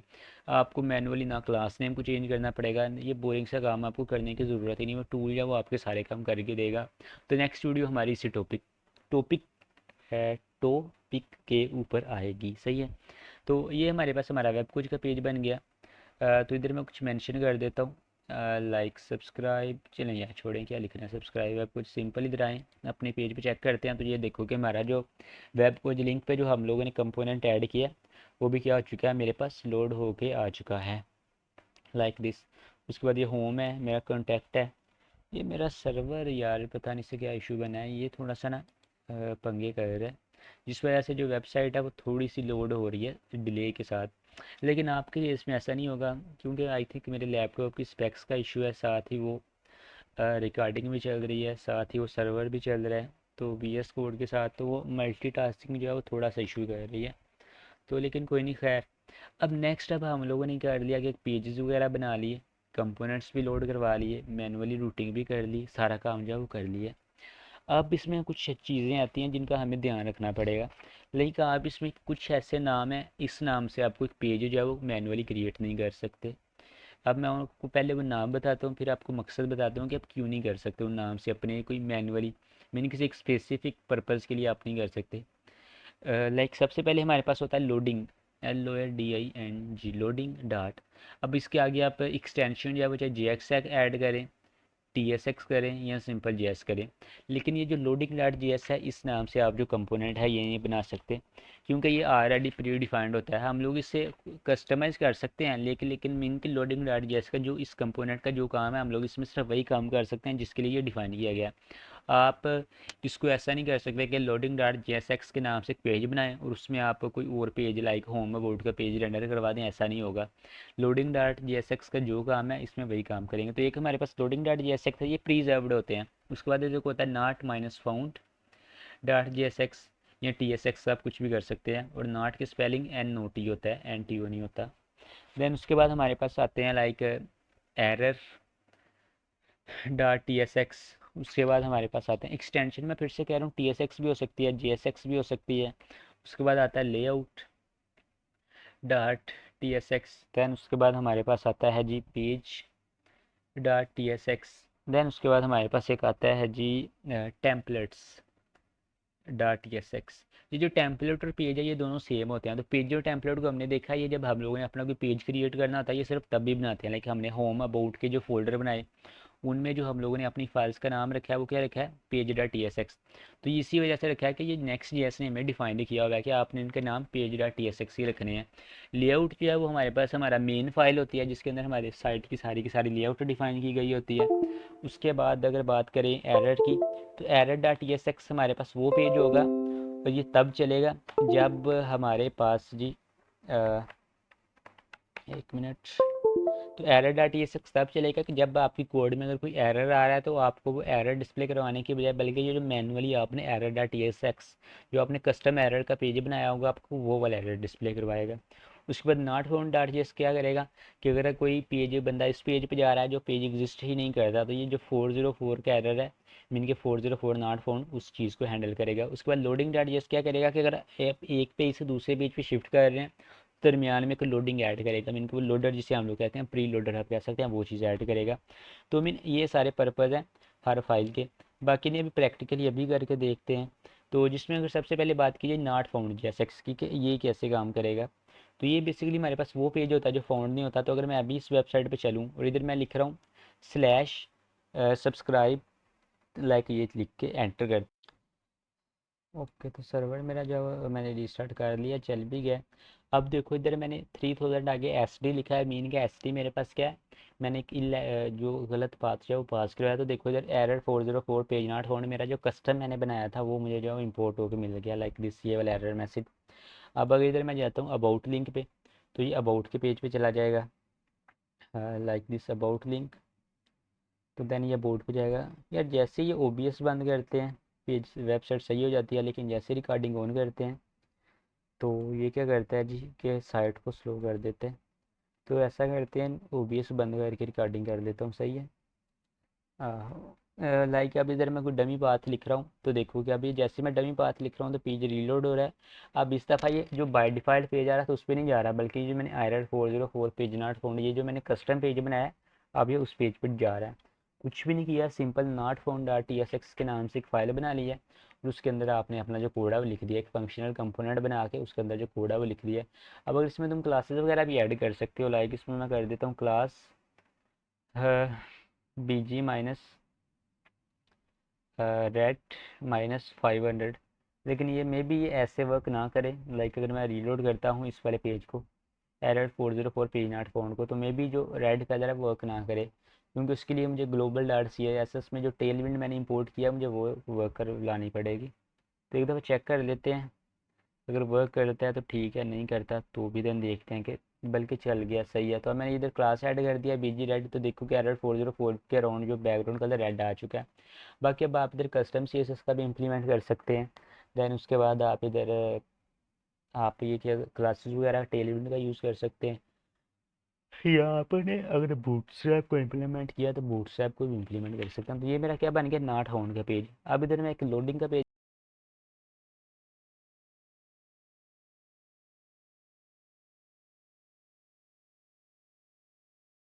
उसमें भी सेम यही। तो मैं क्या करता हूँ कि उधर भी एक R F C react functional state component को एक्सपोर्ट कर लेता हूँ,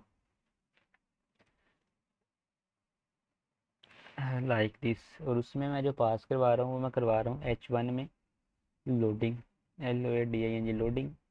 एंड देन ये लंबी सी जो लोडिंग है ये पास करवा देता हूँ। तो ये जो लोडिंग मेरी है वो पास हो चुकी है। अब अगर इधर आके मैं पेज को रीलोड, तो पेज को ये रीलोड हो रहा है, तो पेज को रीलोड होने देते हैं और इसका टाइम जो है उसे देते हैं। यार इसकी सेटिंग्स वगैरह, ओके। ओके, तो अभी मैंने जो अपना चेंज कर लिया, लाइक रिकॉर्डर मैंने बैंडिका में शिफ्ट कर लिया। तो नेक्स्ट अभी मेरा जो लोकल होस्ट 3000 है, इधर हमने बनाया लोडिंग का पेज। अब अगर मैं होम पे जा रहा हूँ, होम के बाद अबाउट पेज पे, तो ये देखो थोड़ा सा डिले में वो लोडिंग का पेज है वो आया आपको, मे भी नजर कॉन्टैक्ट पे जा रहा हूँ तो देखें वो लोडिंग का पेज आ रहा है। वेब वेब कोच वाले पेज पे जा रहा हूँ, तो वो जो लोडिंग का पेज है वो हमारे पास क्या आ रहा है कि वो डिस्प्ले हो रहा है, लेकिन वो थोड़ी सी टाइम के लिए डिस्प्ले हो रहा है कि जल्दी से क्या कर रहा है, शिफ्ट कर रहा है। क्योंकि हमारा जो पेज है अभी के लिए इसमें जो कंटेंट है वो बहुत कम है। अगर इधर मैं स्लैश लिख के कोई गलत पाथ पे चलता हूँ, लाइक दिस एम्प्टी पाथ देता हूँ जो एग्जिस्ट ही नहीं करता, एंटर करता हूँ, तो चेक दिस, ये देखो ये लोडिंग अभी चल रहा है, एंड लोडिंग के बाद हमारे पास एरर 404 जो पेज नॉट फाउंड का जो मैसेज है वो मुझे डिस्प्ले हो रहा है। तो इट्स मीन कि मेरा जो लोडिंग का पेज है वो सक्सेसफुली वर्क करने स्टार्ट कर दिया। तो ये हमने क्या कर लिया, लोडर जो है वो बना के ऐड कर लिया। बाकी आप इसमें सी एस एस जो है यार वो बाद में कस्टम दे देना। उसके बाद हमारे पास एक पेज लास्ट रह जाता है एरर के लिए, मीन एरर हैंडल के लिए। तो उसके लिए आपने सिंपल फिर से अपनी ऐप में आना है और एक न्यू फाइल क्रिएट करनी है, error dot T S x. Error dot T S x क्या करेगी कि इसमें जो सारे के सारे हमारे एरर्स होंगे उनको हैंडल करेंगे। लेकिन इसमें एक कन्फ्यूजन आती है कि इसमें जो हमारा एरर का कोड है वो हम लोग अपनी मर्ज़ी से ऐड नहीं कर सकते, लाइक कर तो सकते हैं अपनी मर्ज़ी से मैनुअली भी, लेकिन अभी के लिए नहीं। तो अभी के लिए देखो वो कह रहा है कि आपने एरर की फ़ाइल बनाई है लेकिन कोड नहीं लिखा गया, तो इस वजह से उसने एरर दे दिया। तो एरर की फ़ाइल में हमें एक चीज़ ऐड करनी पड़ती है, आपको लिखे नेक्स्ट जेएस एरर फाइल, क्योंकि इसमें जो कोड है वो हमें जो नेक्स्ट जेएस की डॉक्यूमेंटेशन है उन्होंने दिया होता है, जो हमने एरर की फ़ाइल में लिखना होता है अपना कस्टम एरर मैसेज बनाने के लिए।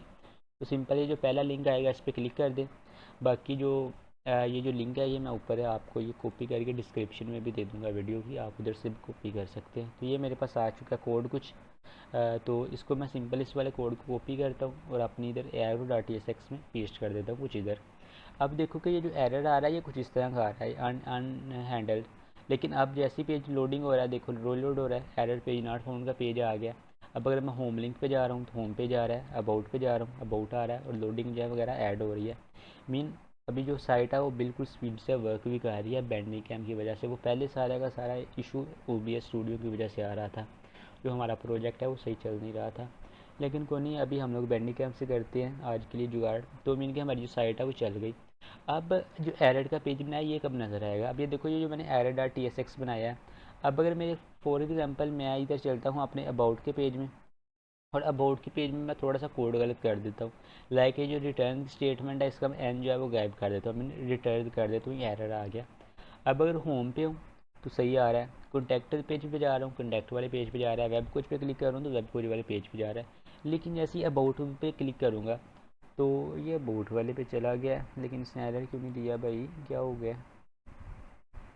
हाँ तो देखो, अब मैं दोबारा होम पे जा रहा हूँ, सही है, लेकिन जैसे ही मैं अबाउट पे चलूँगा, लाइक अबाउट लिंक पे, तो ये देखो something went wrong try again ये लिखा आ रहा है। नहीं तो वो पहले हुआ था कि बॉक्स टाइप हमारे पास ओपन हो रहा था, एरर उस फॉर्म में आ रहे थे। लेकिन अभी ये आ रहा है कि इधर ये लिखा आ रहा है something went wrong try again. अगर ट्राई अगेन पे क्लिक कर रहा हूँ लेकिन वो कुछ भी नहीं हो रहा, मीन कि मेरे पास कस्टम मैसेज आ गया जो मैंने अपनी error dot T S x में ऐड किया हुआ है, लाइक इधर। तो मैं अभी के लिए ये जो बटन्स हैं ये भी डिलीट गायब कर देता हूँ, लाइक दिस। उसके बाद ये जो है रीसेट, इसे भी उड़ाता हूँ। देन उसके बाद use effect control, use effect जो है इसको भी गायब करता हूँ। यूज़ इफ़ेक्ट क्या, तो इधर से भी इंपोर्ट करता हूँ, मैं सिंपल रखता हूँ कोड को जितना हो सकता है। बल्कि ट्राई करता हूँ इस वाले कोड को भी उड़ा दूँ, लाइक दिस। अगर कोई एरर ना आए तो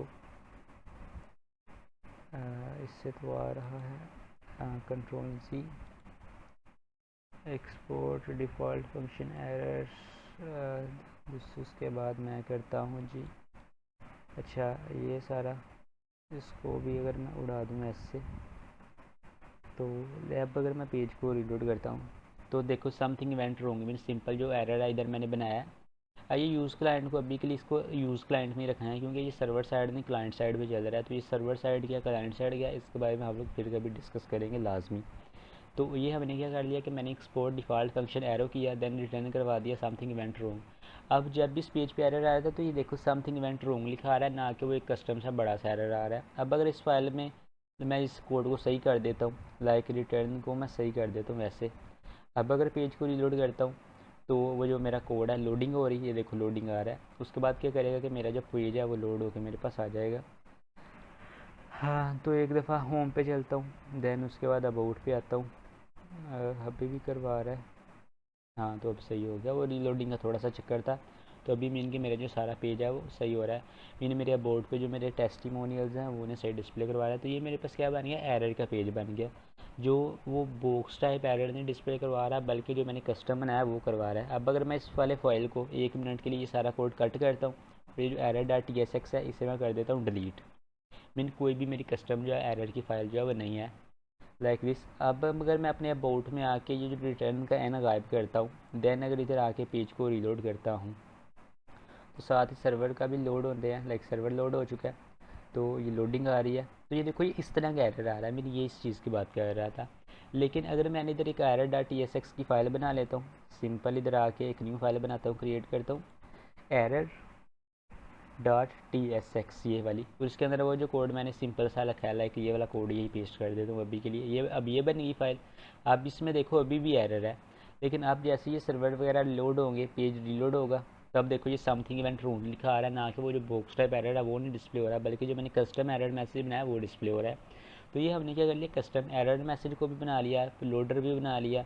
देन उसके बाद पेज नॉट फाउंड के लिए भी कस्टम जो है, लाइक अगर मैं इधर कोई लोकल होस्ट, बल्कि डायरेक्ट यार होम लिंक, अब अगर इधर से कुछ लिख के स्लैश कोई इलीगल पेज पे जाता है तो उसे जो डिफ़ॉल्ट एरर 404 का पेज है वो नहीं आ रहा, बल्कि पहले लोडिंग डिस्प्ले होगी। दैन उसके बाद क्या होगा जी, कि जो एरर पेज नॉट फाउंड का जो कस्टम पेज मैंने बनाया वो डिस्प्ले होगा। अब बाकी आप इसमें कस्टमाइजेशन अपने हिसाब से कर सकते हैं। फॉर एग्ज़ाम्पल ये जो मेरा नॉन फॉर एग्ज़ाम्पल ये जो लोडिंग का पेज आ रहा है, लाइक ये लोडिंग का पेज ये वाला, इसको मैं क्या करता हूँ, लोडिंग में जाता हूँ। सबसे पहले तो मैं ये एन ऐड करके जो एरर है ये गायब कर देता हूँ। यार एरर कब तक रखेंगे, ये लोडिंग के पेज में चलता हूँ और इधर मैं कुछ ऐड कर देता हूँ, classes, class name, class name B G minus yellow minus 400, yellow की स्पेलिंग सही होनी चाहिए, P-5 T X T text minus center. Mean मैंने ये कुछ क्लासेस एडिशनल जो हैं वो ऐड कर दी हैं। अब जैसे ही मैं ये क्लासेस ऐड की हैं हाँ, ये पोस्टमैन कहाँ से चल गया। एंड देन अगर ये देखो पेज रीलोडर आएगा तो उस पर वो जो सी एस एस है वो अप्लाई हुई आएगी। लाइक अगर मैं लाइक चलता हूँ लोकल होस्ट 3000 से इस पेज पे चलता हूँ तो देखो वो जो लोडिंग है वो इस तरह से आ गई। तो मीन के जो मैंने कस्टम उस पर सी एस एस की फाइल्स वगैरह लगाई हैं, मेरा जो लोडर है वो उस तरह का बन चुका है। बाकी अब आप इसमें custom C S S add कर सकते हैं। कस्टम के लिए क्या करना है कि मैं ये सारा डिलीट करता हूँ और इधर एक मैं ऐड करता हूँ एरर की क्लास ऐड करता हूँ। मैंने क्लास का नेम क्या रख दिया, एरर। अभी के लिए अगर मैं ये एरर के पेज पे आऊँगा, लाइक जो एरर का पेज आ रहा है, सॉरी लोडिंग का पेज, लोडिंग पे हम लोग काम कर रहे हैं, तो ये लोडिंग ऐसे ही आ गया सिंपल डिफ़ॉल्ट। अब मैं चलता हूँ इधर global dot C S S में और इधर मैं क्या करता हूँ डॉट, जो क्लास किस नाम से बनाई है, एरर की, लेकिन मुझे लोडिंग के नाम से बनानी चाहिए क्योंकि हम लोग लोडिंग के पेज के साथ काम कर रहे हैं। तो मैं इधर सिंपल क्लास डॉट आगे LOAD यानी लोडिंग की क्लास करूँगा और इधर मैं कर देता हूँ बैकग्राउंड कलर एक्वा। सिंपल मैंने ये कस्टम सी एस एस लिख दिया। अब अगर पेज को रीलोड करता हूँ, लाइक ये वो आ रहा है बाय डिफ़ॉल्ट। अब अगर पेज को रीलोड करता हूँ तो ये पेज को एक दफ़ा रीलोड होने देते हैं। तो देखो अब जो लोडिंग आ रहा है इसका जो बैकग्राउंड कलर एक्वा है। मीन के अब मेरा जो कस्टम सी एस एस मैंने इधर क्लास लगा के ऐड किया, अब मेरा जो कस्टम सी एस एस है वो कर रहा है। मीन के जब भी आपने कस्टम सी एस एस के साथ काम करना है तो आपको जो global dot C S S है इसके अंदर आके अपना सारा का सारा सी एस एस जो लिखना पड़ेगा। तो ये एक बिगनर प्रोजेक्ट था, बिल्कुल बिगनर प्रोजेक्ट। मीन इसमें कोई भी एडवांस चीज़ नहीं थी, ना मैंने कुछ कंपोनेंट्स बनाए, ना मैंने कोई फ्रेम मोशन का यूज़ करके कोई एनिमेशन ऐड की। एक सिंपल सा ट्यूटोरियल था जिसमें हेल्प की हमने कि हम लोग किस तरह से रिएक्ट जेएस का फाइल स्ट्रक्चर क्रिएट कर सकते हैं, लोडिंग का पेज कैसे बना सकते हैं, एरर को कैसे कर सकते हैं, 404 का कैसे कर सकते हैं। मीन अगर आप फुली न्यू है नेक्स्ट जेएस 13 में, देन आपके लिए ये वीडियो ही हेल्पफुल है। तो बाकी इंशाल्लाह बाकी नेक्स्ट वीडियो में देखेंगे। ओके, अल्लाह हाफिज़।